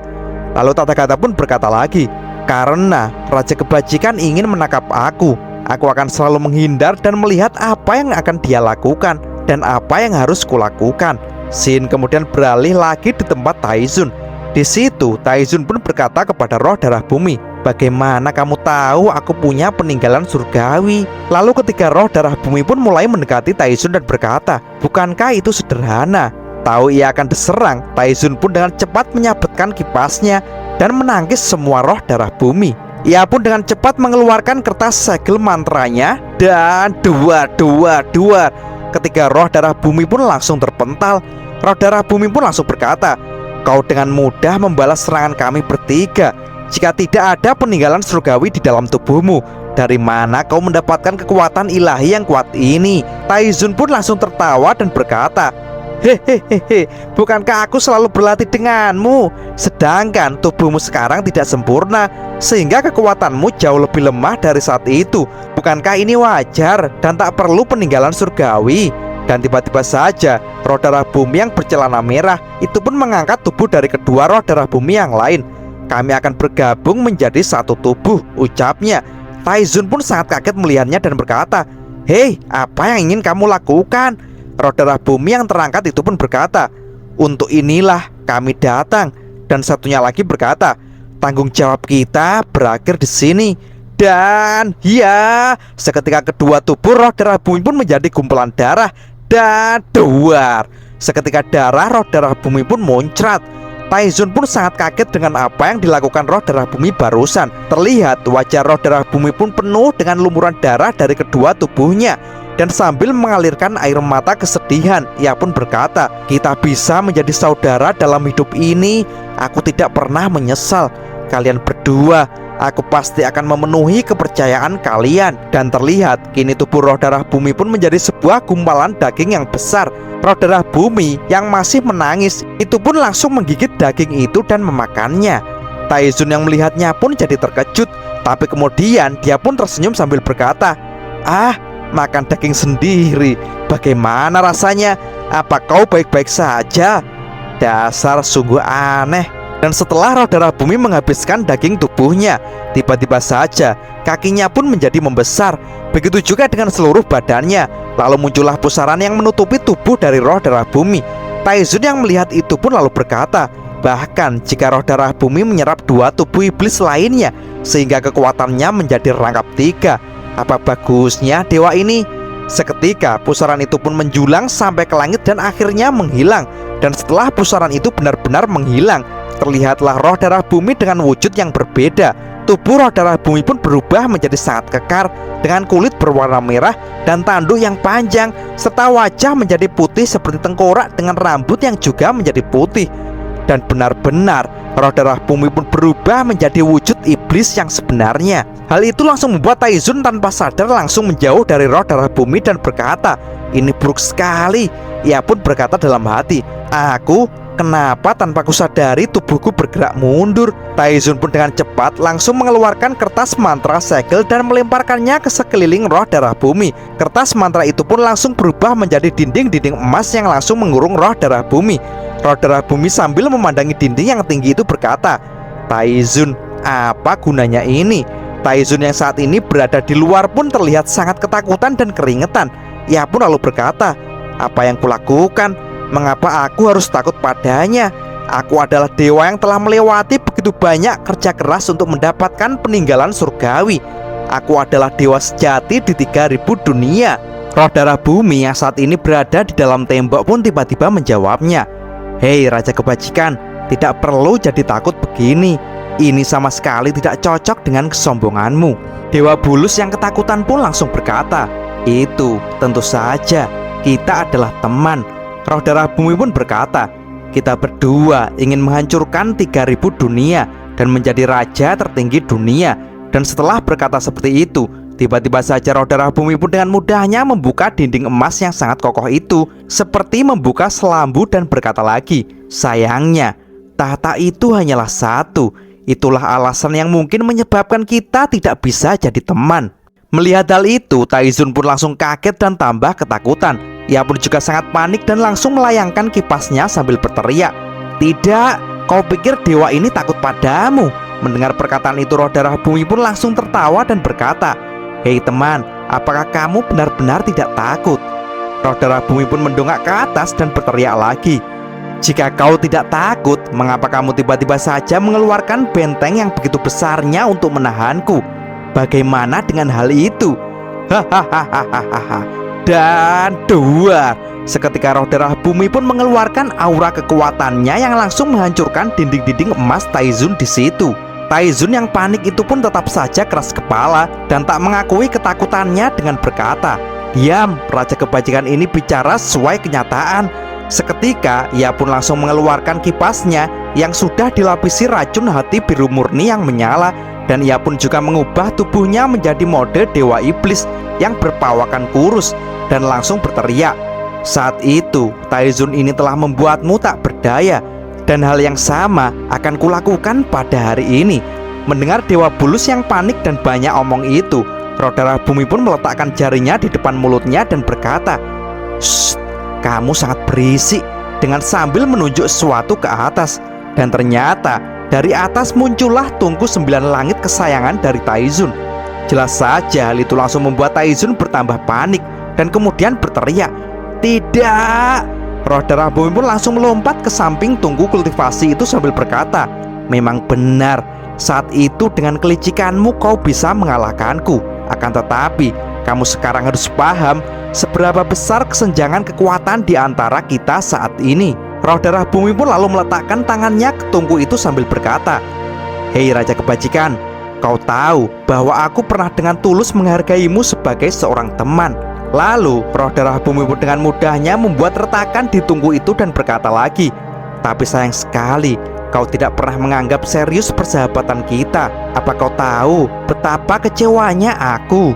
Taizun yang melihat hal itu langsung berkata, jangan, tungku 9 dewa ini adalah karyaku selama ribuan tahun. Dan terlihat kini tungku 9 dewa yang dipegang roh darah bumi pun mulai terbakar. Dan di situ roh darah bumi pun berkata, asal kau tahu bagaimana perasaan ketika dikhianati oleh seorang teman. Sebenarnya rasanya lebih baik mati daripada hidup.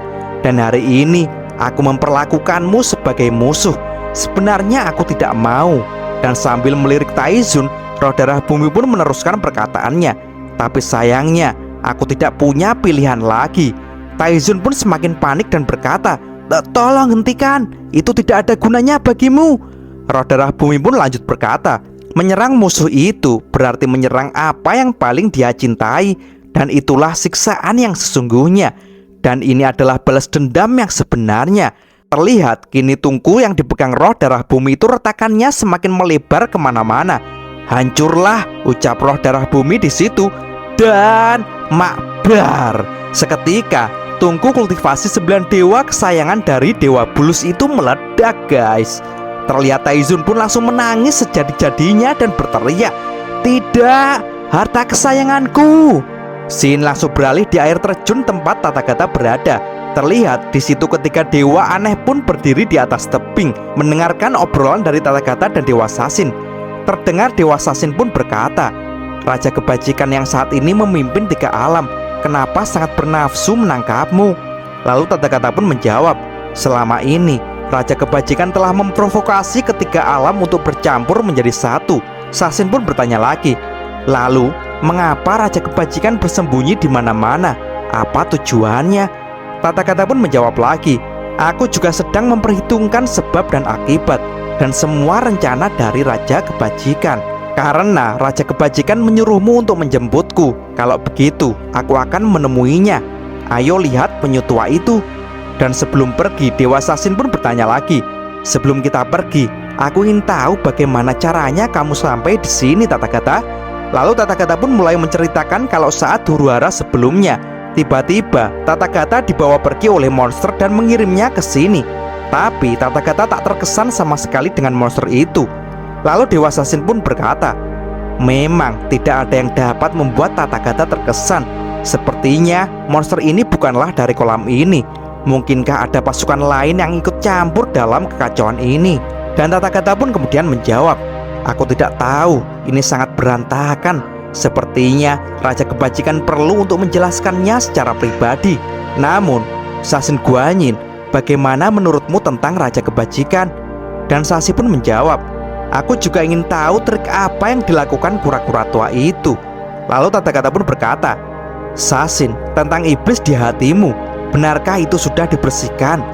Sasin pun menjawabnya, roh darah bumi masih dalam diriku, tapi aku punya keyakinan bisa menekannya. Lalu Dewa Sasin pun menatap ke atas dan berkata lagi, Tathagata, aku adalah seorang pemimpin surga. Aku yakin pada akhirnya aku akan bisa mengatur semuanya dengan benar. Tapi tiba-tiba saja mata kanan dari Dewa Sasin pun berubah menjadi hijau. Hal itu langsung membuat Tathagata sangat kaget. Dewa Sasin pun jadi keheranan dan bertanya, Tathagata, apakah ada yang salah? Tathagata pun lalu menggaruk-garuk kepalanya dan berkata, hehe, tidak. Dan tiba-tiba saja Tathagata pun merasakan sesuatu yang aneh dengan dadanya. Dan sambil memegangi dadanya, Tathagata pun lalu berkata, apa? Mengapa detak jantungku berdegup dengan kencang?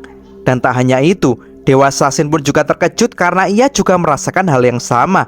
Apakah kamu merasakannya juga? Tanya Tathagata di situ. Dewa Sasin pun langsung menjawabnya kalau ia juga merasakannya.